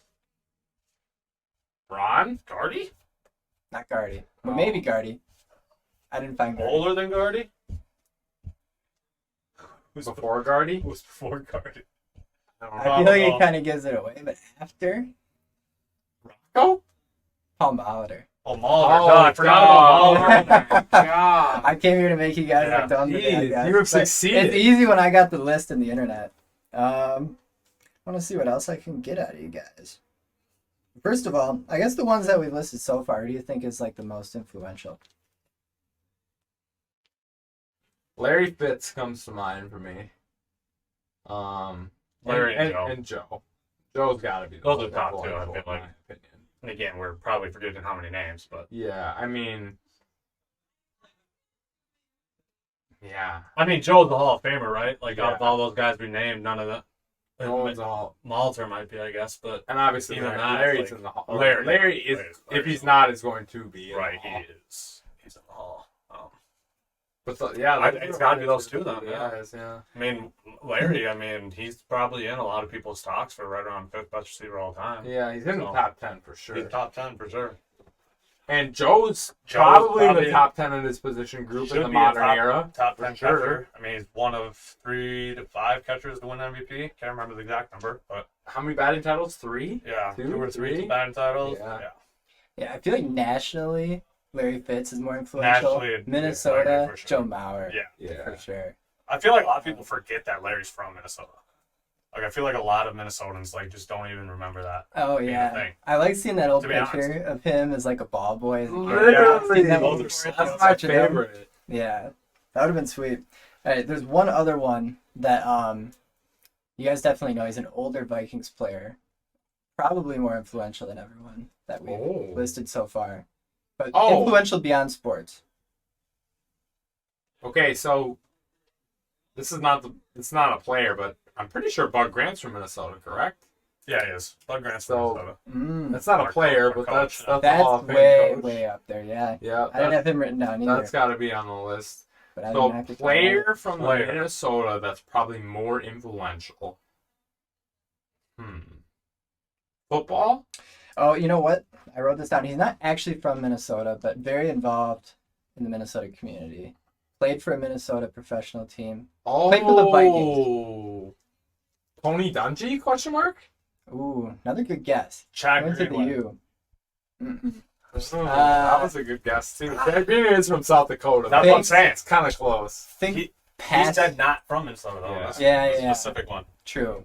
But, like, everyone would associate him with Minnesota very strongly. Think pass rusher with a legal background. Oh, wow. Jared Allen? There's no way No. Jared Allen is. No, I know. I would. Oh, frick. I'm such an idiot. John Randall. John Randall? Holy crap. Oh, I wasn't thinking Randall. Oh, John Randall from Minnesota, lives in Wilmer, Minnesota, still currently right now. Oh, does he? Yeah. See, you guys got a good database analogy. I have Alan Page. Oh, Okay. yeah. Yeah, Okay. he was on the Minnesota Supreme Court. My dad will be screaming. Yeah, Listen. Bob is going to be. It's Alan Page! It's Alan Page! I guarantee Bob texts us. I guarantee we're going to text You guys are Bob so Alan dumb for Page. not knowing Alan They're Page. idiots. Oh, I love that. You guys want me to list a few more? Yeah, let's hear the rest. This was good. Yeah. Damn. We got Marion Barber written down here. Oh, Marion Barber. Ric Flair. Ric Flair's from Minnesota? Mm-hmm. I think I knew that, actually. Really? I would have thrown Ric Flair way out earlier if I knew he was from Minnesota. And then this one surprised me too. John Madden was born in Minnesota. Really? Yeah. R.I.P. Damn. So, Yeah, R.I.P.. Yeah, true. Lindsey Vonn, big one. Stud. Should have remembered her. And then, yeah, gotta mention some female athletes. I'm ashamed. Usually the male athletes, they come to mind quicker. Paige Becker. Better. Paige Yes. Beckers! Yeah! Good get. We forgot Paige Beckers? We're terrible. Rachel Banham. She was Connecticut. a dog. Yeah. Almost 5,000 points, if not 5,000 Fuck points. Walking In high school fucking, I basketball? watched this woman drop 60 for the Ghosts. Yeah. Remember that? Yeah, I do. Oh my god, that was absurd. 2 years in there on the links too. You gotta love it. Do you guys know Brianna Scurry? This one's a little more obscure. Talking about, I know who Brandon Scurry is, but we're talking about basketball, and none of us have said Lindsey fucking Whalen yet. Oh, God. Are you kidding me? From Hutchinson, Minnesota? Holy shit. That's probably the closest person to Buses on Went that to the for Gophers, sure. played for the Lynx. Yeah. Minnesota. Minnesota three-peat. Oh my gosh. We are terrible. We really forgot this. Yeah, she should have been. Number the first one. Yeah, One of the literally. Oh my gosh. Yeah. Brianna Scurry, a little more obscure, but she was the goalkeeper in the 1999 Women's World Cup for the U.S. Yeah. From Minnesota. Hell yeah. And then our time's probably coming up here soon, but I'll list a few others that are probably interesting to you guys. Herb Brooks. Miracle on Herb Ice. Brooks, yeah, duh. Dave Winfield. Yep. Oh, yep. Little Dave. Winfield. Big one. That's another Bob Bustle roast. Yep. Kevin McHale. Oh, Duh. fuck. That's a Bob Bustle roast right That's there. a me roast. For Jeez, what? Jeez. Ken Herbeck. Yeah. Like I said, I knew there was a Greatest lot of twins. baseball ones. Yep. Jesse Ventura. Oh, the governor! The Yeah. governor! Yeah. And Phil Housley. Nope. Hockey player. Okay. Coached for a while. That's probably Wasn't why. interesting. And Zach Parisi. Oh, I mean, Oh, Zach Parisi. I was gonna say there's got to be 1,000 hockey players. Well, if you State count of went to hockey. high school in Minnesota, then Yeah, it'd be yeah, a lot more, but Oh, yeah. Yeah, I didn't put much hockey on there because it's not my sport of interest. Right. Really. Same. But, All right, alright, George. that's all I got for you guys. Thank you so Appreciate much. you, yeah. Appreciate you Thanks making for us having me look on. almost as dumb as we can possibly look on the Yeah. spot. Love Hey, it. man, I love to do it. Yes, sir. Thank you very much. All right, hard-headed. All right, which Another- rat is next? Another in-person guest, the Kana Forbrook, on for our next guest, Mr. NFL. What's going on today, Forbes? Oh, what is up, boys? Happy Scoot to on, be scoot on in. Get you in the camera. Hell Yes, yeah. sir. How's it going? Episode 100, boys. Episode 100. And you've been on about half of them. I'm happy to say that I expected this. So I fully expect you guys to get here. I fully expected this You to happen. did? Oh yeah. Really? So Appreciate that. I'm pumped up to be back. I got the merch. Let's go. I was gonna say, the this only man's been merged number one up fan one. since day He one. has. Since day one. I will say, Hardies and Ardos, it is about 83.5 degrees in here, so Bus and I could not man enough to handle the full time in the hard-headed sweatshirt, so that's why we went out of it. But shout out to Forbes for. It's all good. I'm bringing rocking the hard-headed Ant jersey, the old one. He's still the one. What do you got for us today? Yeah, what do you got, man? Well, we're gonna do a little draft. Okay. Woo! And I was so waiting for one of these. I'm expecting you guys to 100, 200, 300, 400. Hopefully Yeah. by episode 500, we can look back at this draft. And This will be the dubs and L's on episode 500. Yeah. Okay. Exactly. So Okay. we are going to draft who we think is the most influential athletes are going to be in the year 2030. 26 about- years from now. About, 5.5, 6 years. Okay. Influential athletes. That's it. So any sport, anything. Anything. I was thinking more active players, but take it however you'd like. Okay.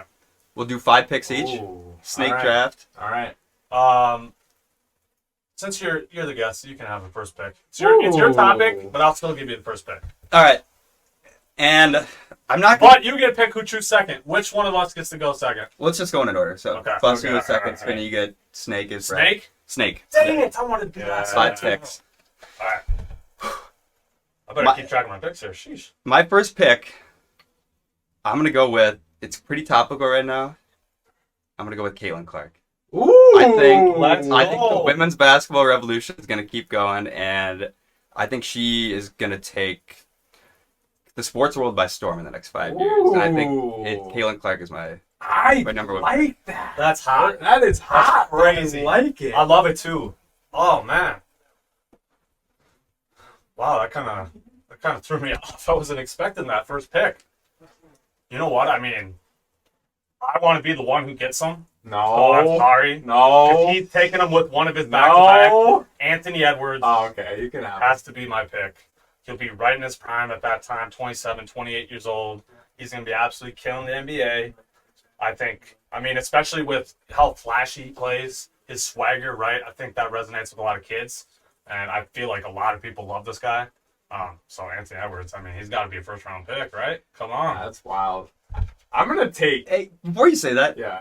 has anyone came up with like the anti-ant take yet? Has anyone said anything like? No. Have That's you a heard good that? point. That's a good point. I haven't heard that take yet. Even the skeptics of the skeptics don't have anti-ant takes. They No one's really saying don't. it. No So- one. Which does make me a little nervous. Yeah, I that's will true. admit. That is true. But my number one pick, I can't believe I'm getting the NFL guy who Yeah, I I feel know. like the number one pick is right here. And I think it might surprise you because it's not really a young guy, but I'm going to take Patrick Mahomes. That's the... I feel like that's a very Mahomes and nice, Ant. like... Mahomes and Ant. He's number one on my board. I switched last second. Yeah, and this other pick is the guy who I feel like is the number one in basketball that I haven't seen yet, especially on the worldwide scale. I'm going to take Luka with my second pick. I think Mahomes and Luka with my back-to-back. I'm loving that.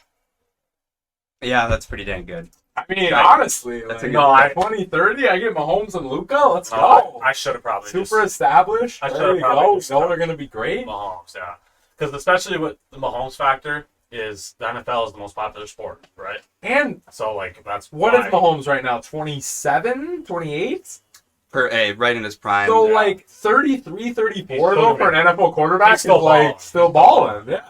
And by then you can have 4 rings or something. Exactly. And the NFL is king. Yeah. The NFL is king. I like that pick.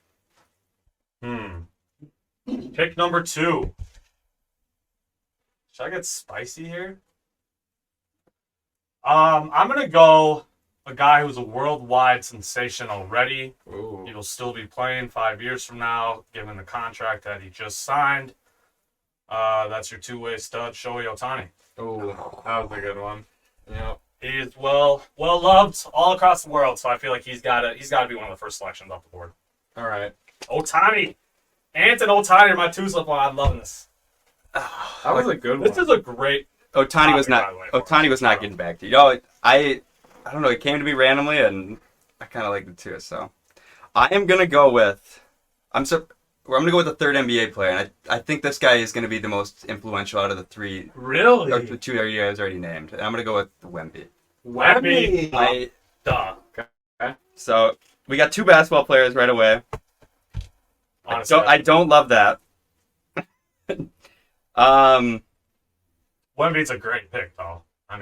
That dude's about to be 5-6 years from now. Can you imagine what he's gonna be doing to the league? True. He is going to be insane. He actually is probably a better pick than Luka and Ant. We probably messed up, honestly. Yeah. If you think about it, it's probably Wemby. In my third pick, I don't know if he's on your board, but I gotta get him right now. I'm gonna go with Sugar Sean O'Malley in the UFC. He's coming right into his prime right now. He's the champ, and I think he's got most of the division to clean up still. So I like where he's at in his sport, and I'm gonna go with Sugar Sean O'Malley. Those guys with swagger that love to talk shit. Social media icon. McGregor type, like those guys really resonate with a lot of people in the fighting world. So I mean, we saw how big McGregor got. I think Sean O'Malley's right in that tier too. So that's a great pick. I didn't even consider the UFC. I don't know why I didn't. You get a lot of stuff on your mind, Alex. Spinny's out here trying to think of more options. I am. We're doing a little research in between picks. I'm on my draft board. Baby, let's go. My third pick, Anthony Edwards, Otani. Have a nice mix here. Should probably go back to NFL. It's a little risky, right? I mean, we have how many good quarterbacks in this league? Which one should I take behind Mahomes? I'll do it. I hope he continues on this trajectory. Balled out his rookie year. CJ Stroud will be my pick. He was on my board. I just truly think he's about to be better than a lot of the quarterbacks that are top of the NFL right now. I would not surprise me if he's better than Joe Burrow, Josh Allen, these guys in the next couple of years. I mean, he's that good. So I'm going with CJ Stroud. Big market too, Houston. Like kind of underrated, but they're like top 5 like population market in the country. He should have probably been. He might have been more like a 4th or 5th option. I don't know if 3rd is. I might take him a little too early, but we'll live with it. Well, I'm going to take the biggest NHL star that's very All young. right. I'm going to go Connor Someone had to McDavid. do it. I think that he is about time he came off the board at this point. What are we at? We're at Mahomes, McDavid, You got and Mahomes, Luka, and McDavid. Wow. Bedard. We're loving that pick. Connor Bedard really came to my mind here, but I'm going to go a little off the cuff. We're going to base it in the U.S. Second highest. Go ahead. You took McDavid? He took McDavid. Oh, I thought you took Bedard. No, McDavid. All right, I heard that wrong. I am going to take third highest grossing female in money made of any athlete in the world last year. American, kind of young. We're gonna go Coco Gauff. I knew it. Spinny has to get a tennis star in there. 4. Also on my board, I had in parentheses maybe Caitlin Clark spurs a women's sports revolution, and she's the next one. Yeah. She's what, 20? Yeah, young, American, still third highest. Thought about going with Iga, but all right, boss. I like that pick. All right, I'm going to continue my trend of switching up the sports. He took McDavid. I'll take Bedard. Ooh, Bedard for boss. Okay. I think that's a better pick than McDavid. Really? I don't know nothing about hockey. Yeah, so. I mean, Spinny and I don't either, so same. My last 2 picks. This is going to be tough. I think I got to go. No one's taking a soccer star. I know. And I'm not a big. Which one are you gonna take? I thought about these a lot, but I didn't know who to take. I think I'm gonna go Kylian Mbappe. Yeah, that was my number. That was my number one soccer. He's guy. probably he's 25, 26 right now. Yeah. And what do we got? That's who I wanted, man. We got a World Cup coming up, Olympics. Plenty of time for him to shine. Yeah. And soccer. I mean, the influence in soccer is unmatched. It's huge. And with my 5th pick, are we considering Jake Paul an athlete? Yeah. I mean, he's a boxer, so I guess you have to. You can have Jake Paul. I think I'm going to take Jake Paul. Wow! Oh, that's so hot. I respect it, though. I mean, if he's bringing in the money, right? Like, can I take WWE wrestlers? Is my question. 5th round is open for anything. Okay. Man, I don't know if I think I just got to take the other young soccer star. No, you're not gonna steal my pick like that, you fucker. I think I'm taking Erling Haaland. God. Yeah, I think he's the next. I wanted Mbappe bad, really bad. Haaland's got to be the next, right behind him, right? Or am I forgetting an obvious name? You know, I'm taking Haaland. he is. I asked Brady on the way over here. He said Mbappe and Haaland, so you got the guy. Anthony Edwards, Otani, CJ Stroud, Bedard, and Haaland. That's a nice group for me. I like that. I got a nice balance. I think we all have good groups, man. I'm just looking at these lists. This is a tough one right here, really. couple of names. Buss obviously took my my first round pick name. Gosh, this is tough. Okay, so I kind of want to go Dwayne Johnson if I get a WWE pick, but I feel like that's not necessarily fair. Who are we gonna go with? We're gonna go back to tennis. We're gonna go double tennis and take the men's guy. We're gonna go Carlos Alcaraz for my last pick. Wow. 20-year-old, third ranked. Third ranked in the world, 20 years old. Could be the next guy. Also on my board. So. Who else you got on your board? Yeah. Shout out to Russ. Max Verstappen. Ooh, for your F1 Max fans. V. I think he's what? He's like 26. He's won like the last 3 titles. I had LeBron. I know, me too. LeBron was in my conversation. Yes, for sure. Who knows? I had Caleb Williams. Yep. Scotty Scheffler. I know. Yeah. I really thought about taking Chef. And then I had Jokic too, but Jokic. I don't know. I feel like he's not. He's just not into the media. Yeah, Right. he's not the personality Yeah. pick. Yeah. Yeah. His skill obviously vaults him up there, but I also had Pat McAfee, but that would only be if we were letting everybody to fly. sports commentary So. into it, yeah. Because I think he's at like the top of the mountain right now in terms of sports influence. Definitely. All right, let's read the listeners who we got again. Like I said, have Anthony Edwards, Ohtani, C.J. Stroud, Connor Bedard, and Erlen Holland as my 5. I took Caitlin Clark, Wemby, Sugar Sean O'Malley, Kylian Mbappe, and Jake Hall. These are great lists, I'm telling you, dude. And Spinny? Coco Gauff, Carlos Alcaraz, Connor McDavid, Patrick Mahomes, and Luka Doncic for me. Comment below who won this draft for the most influential athletes in the year of 2030, right?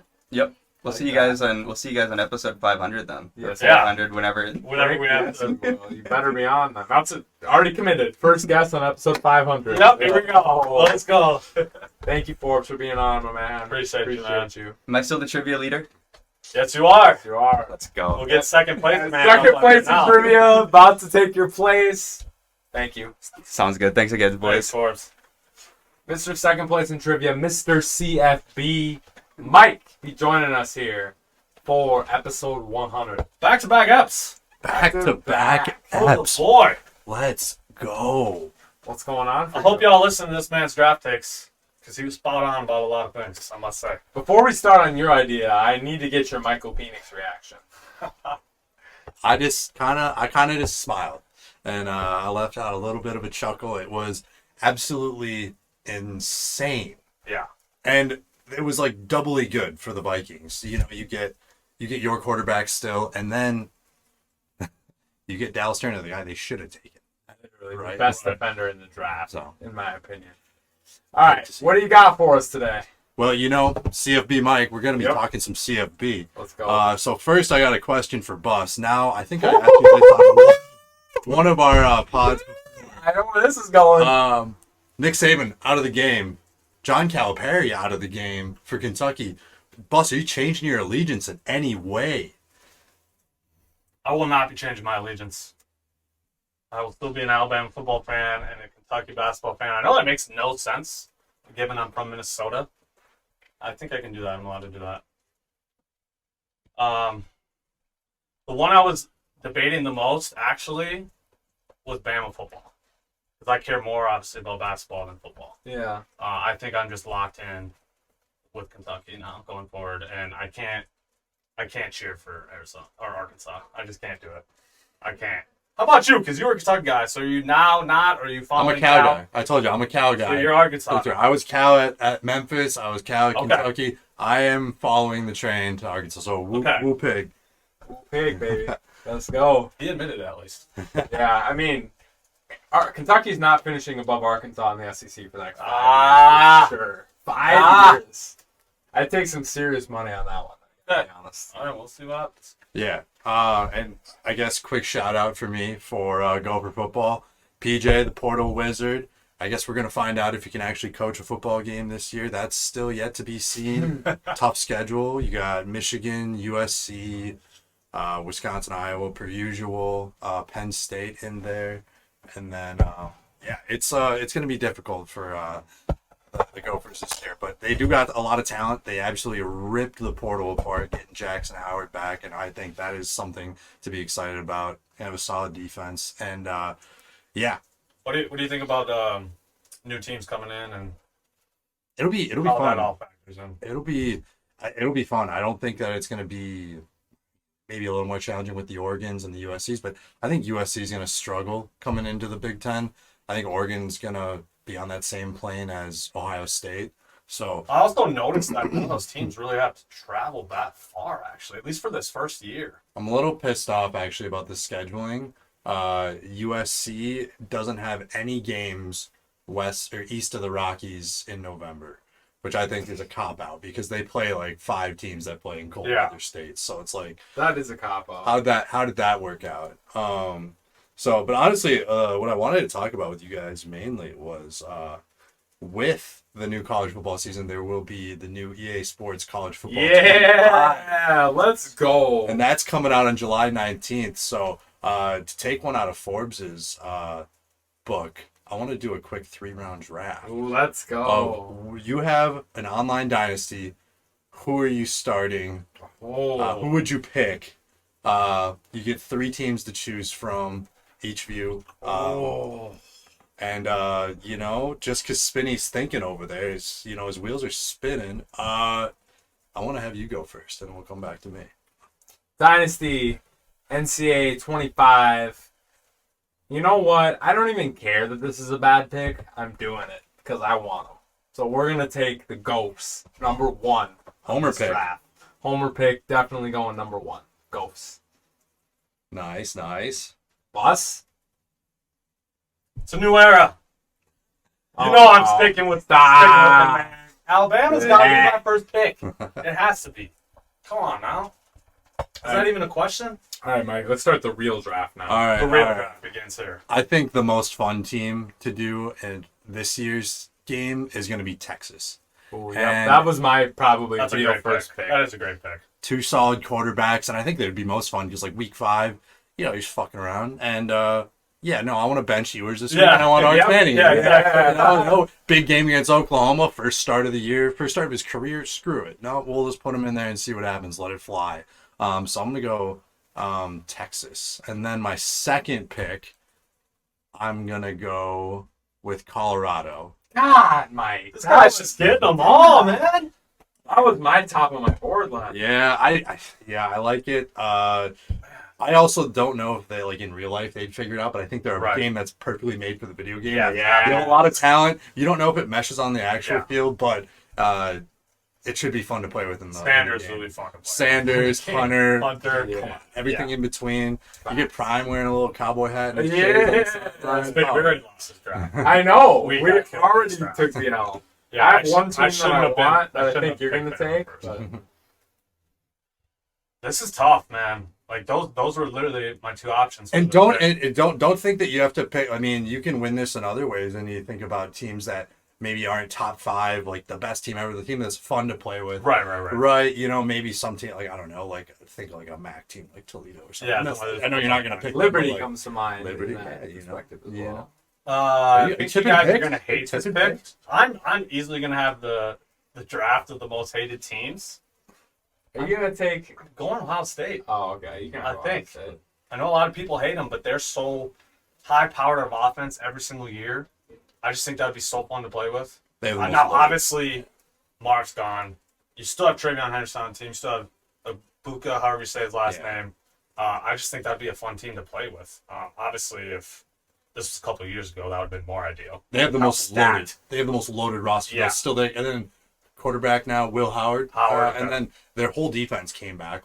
Half of them could have went to the draft. And they're just like, screw it. Yeah. We're all coming back. If this game was out a couple of years ago when they had all those guys still on the Garrett team, Wilson, Garrett Olave. that would have been absurd. But I gotta go Ohio State. Well, I'm going to take the real best team in the SEC then, and I'm going to take Georgia. I feel like Georgia is that team. Okay. Lots of talent. They, how many Brock national Bowers. championships win? No back Bowers, but these recruits be coming in to a football powerhouse like that.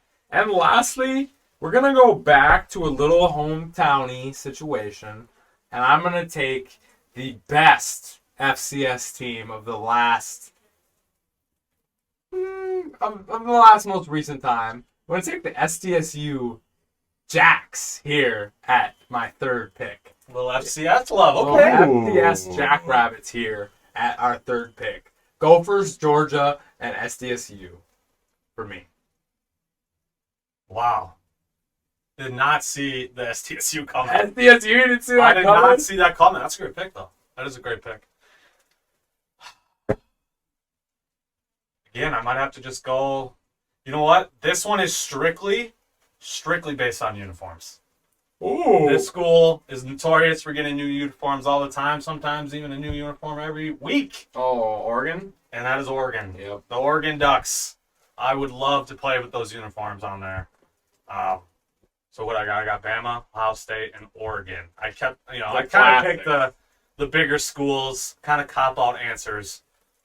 But I had to throw Oregon at the end. Those jerseys, those Nike jerseys are electric, always.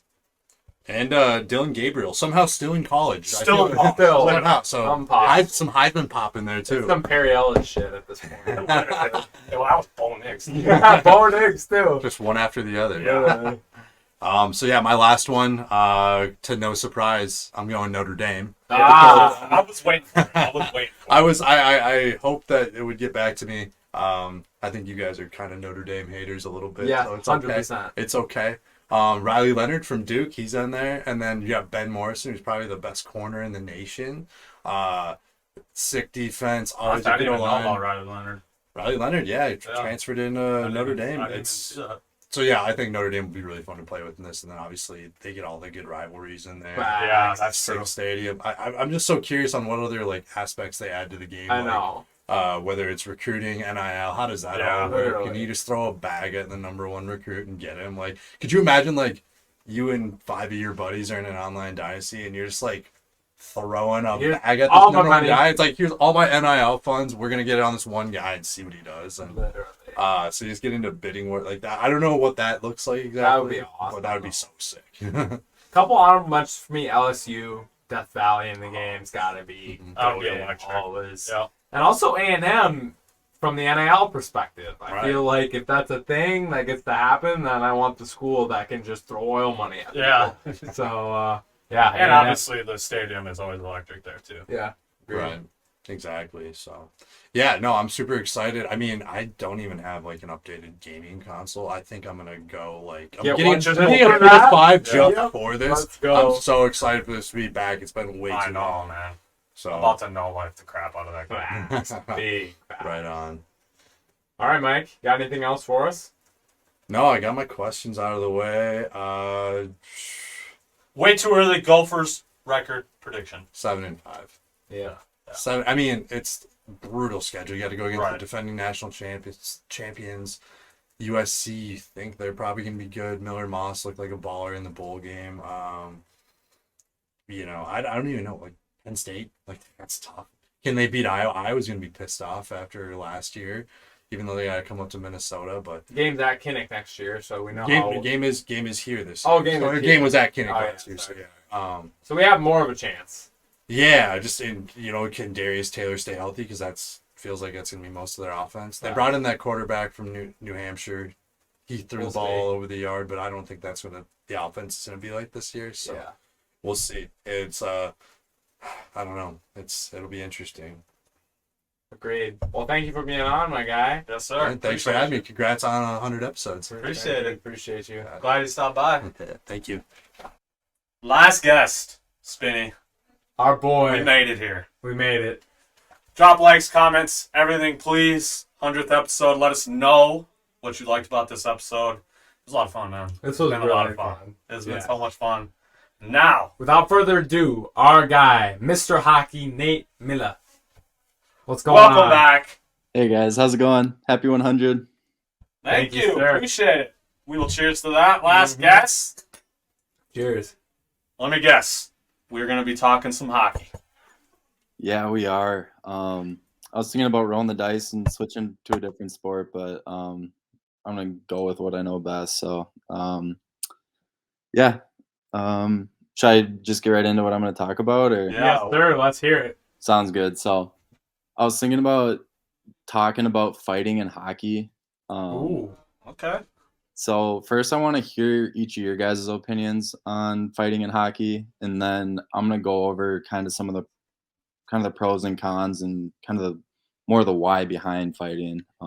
So just curious to hear what you guys have to think. We'll start with Spinny and then go to Buss. Okay. I'm going to preface this with my casual hockey fanness, because I am a casual. I'm like, if you looked up hockey fan casual in the dictionary, It's just it would a picture have of his face. of me. Yeah. But personally, I really enjoy fighting. I like the effect on the momentum of the game that goes with it. I think it adds a cool new, not new, but a cool aspect of like players that maybe aren't as skilled getting in for that momentum and that thing, that reasoning. I appreciate that part of it. And I also just think it's super entertaining. Now, it's also dangerous. So probably the inner Karen in me is like in my ear, like, hey, you know, they probably could get hurt. And if stars get hurt, that's probably bad. So maybe there is a little bad to it. But for the most part, I say I'm like 95% positive hockey fights. And I'm with it too, because like I think that's just what makes hockey hockey. Like you don't see that in other sports. It's not allowed in other sports. To take that away from hockey, it seems to just change the game entirely. Like ever since I was a kid, you turn on a hockey game, you're probably gonna see a fight. Like that's just how it is in the league. And I'm with Spinny. The energy it brings to a game and to the stadium, like fans really get behind their guys when they see a fight go down. I can't remember what teams were playing, but I saw a couple weeks ago that the second they dropped the puck, both teams just started brawling. There was like 8 guys just brawling. Maybe you remember what game that was, Nate, but I love it, honestly. But like Spain said, obviously, there's a Karen in me saying, this is dangerous. This should not be allowed. I don't want anyone to get killed, from a fight, but I don't know. I think I'm here for it.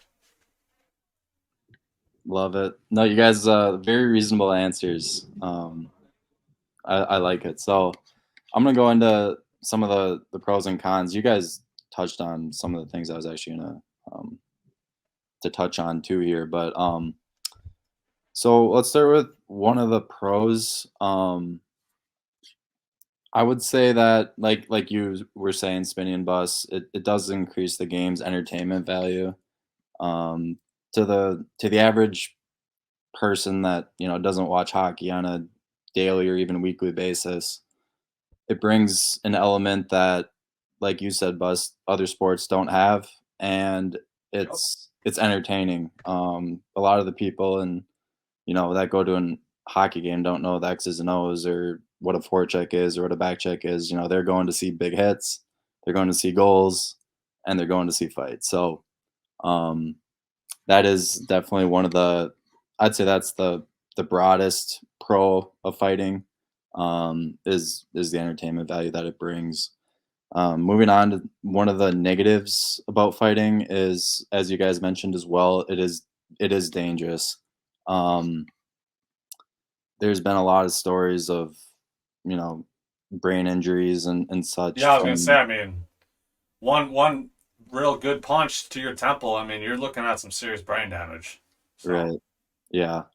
No, and it's some of these guys' jobs too. Like if you're not a skilled player that's going to score goals or set guys up for goals, you're probably going to be an enforcer, which includes being a third or fourth liner that's going in on the forecheck, taking the body, fighting, standing up for those teammates that are those skill guys that are going to score and get those assists. So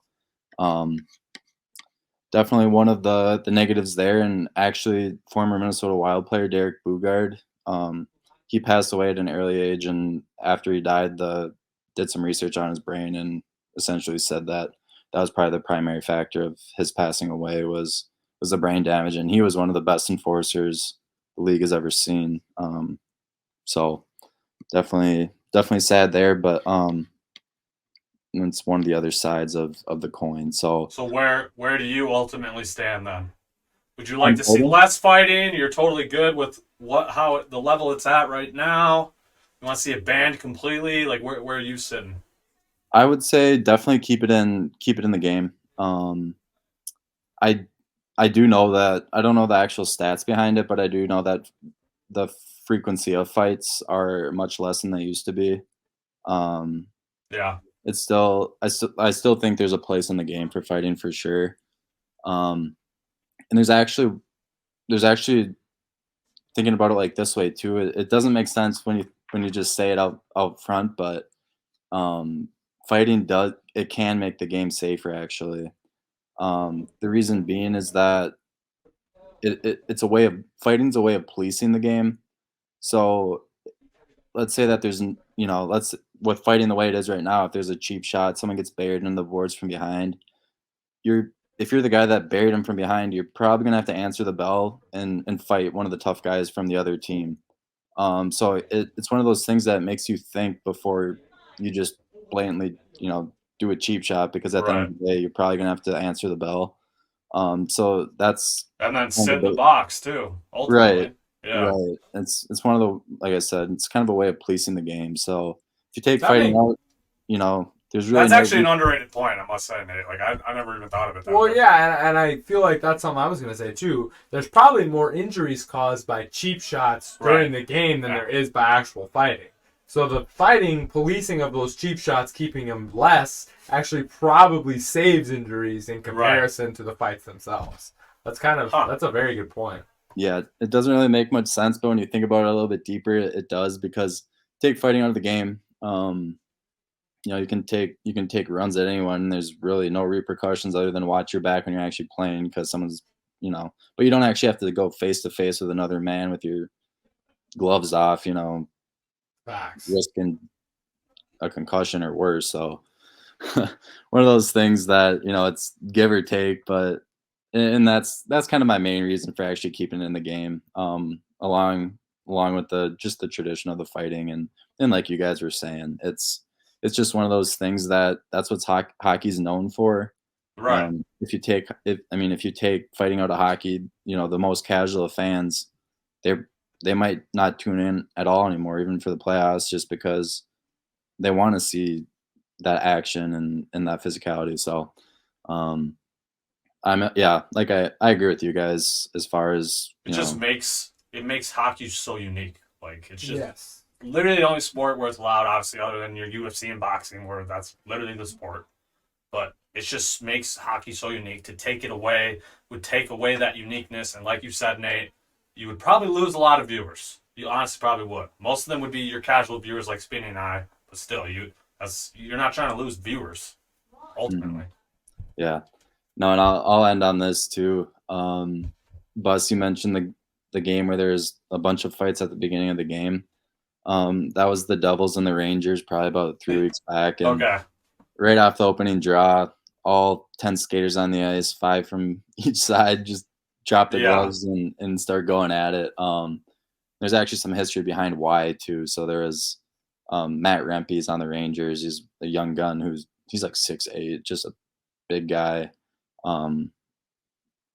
Came into the league halfway through the year and just kind of made a name for himself from fighting and being really physical. So the game before, he ended up taking a cheap shot and taking a run at one of the guys on the Devils and ended up not fighting actually that game. Speaking of, fighting and the repercussions of dirty hits, but he did end up fighting. It was essentially kind of before the game, everyone knew that the tough guy from the Devils and Matt Rempe, the guy who cheap shotted the game before, were going to have to go at it. So it was kind of fun. There's a lot of anticipation for those two heavyweights going at it, but little did they know that literally everyone else is going to drop the gloves too. Yeah, that was just so funny. I got the Bleacher Report notification. I was like, wait, everyone's just squared off with the puck drops? What? I got to watch this. Yeah, and I learned a new rule that night too based on those fights is eight players got kicked out of the game right off the opening draw there. And what I learned was if you drop the gloves as what they call it, like a secondary fight, essentially there's already a fight in progress and you drop the gloves, it's an automatic game misconduct for essentially a second fight after there's already a fight in progress. So just a little tidbit that I didn't know before that. So That's really cool. Well, and that's the other aspect about fighting, right? Like, there is a regulation, there's punishment for these guys. You know, it's not like they're just allowed to fight and then they can just keep playing, you know? Like, they're going to be sent to the box, sometimes kicked out of the game completely, like you just said. So, like, people that are against the fighting in hockey, that's what you can just point to. It's like, well, they're keeping it under control. You know what I mean? It's not like it's just a bloodbath every game. Mm-hmm. All right, Nate, we're going to leave you on this. Who wins the Stanley Cup? Who's hoisting it? Who's drinking out of it? Oh, I know that's such. Usually, I have a more of a confident answer, but there's so much parity in the league this year. But for my bracket, I picked the Stars. Ooh. Dallas Stars. I have them taking it, and I'm not feeling too confident about it right now. I don't know if anyone's feeling confident. Hey, Marissa took the Rangers earlier on the pod, so. Yeah, they just swept, so they only swept in the first round, so they're looking good, and it was not looking good for Dallas, especially early, because they lost their first 2 games. Were down 0-2 in the series, lost both of them at home, but went into Vegas the last 2 games and took both those games. So it's 2-2 and gearing up to be a great rest of the series. So love that.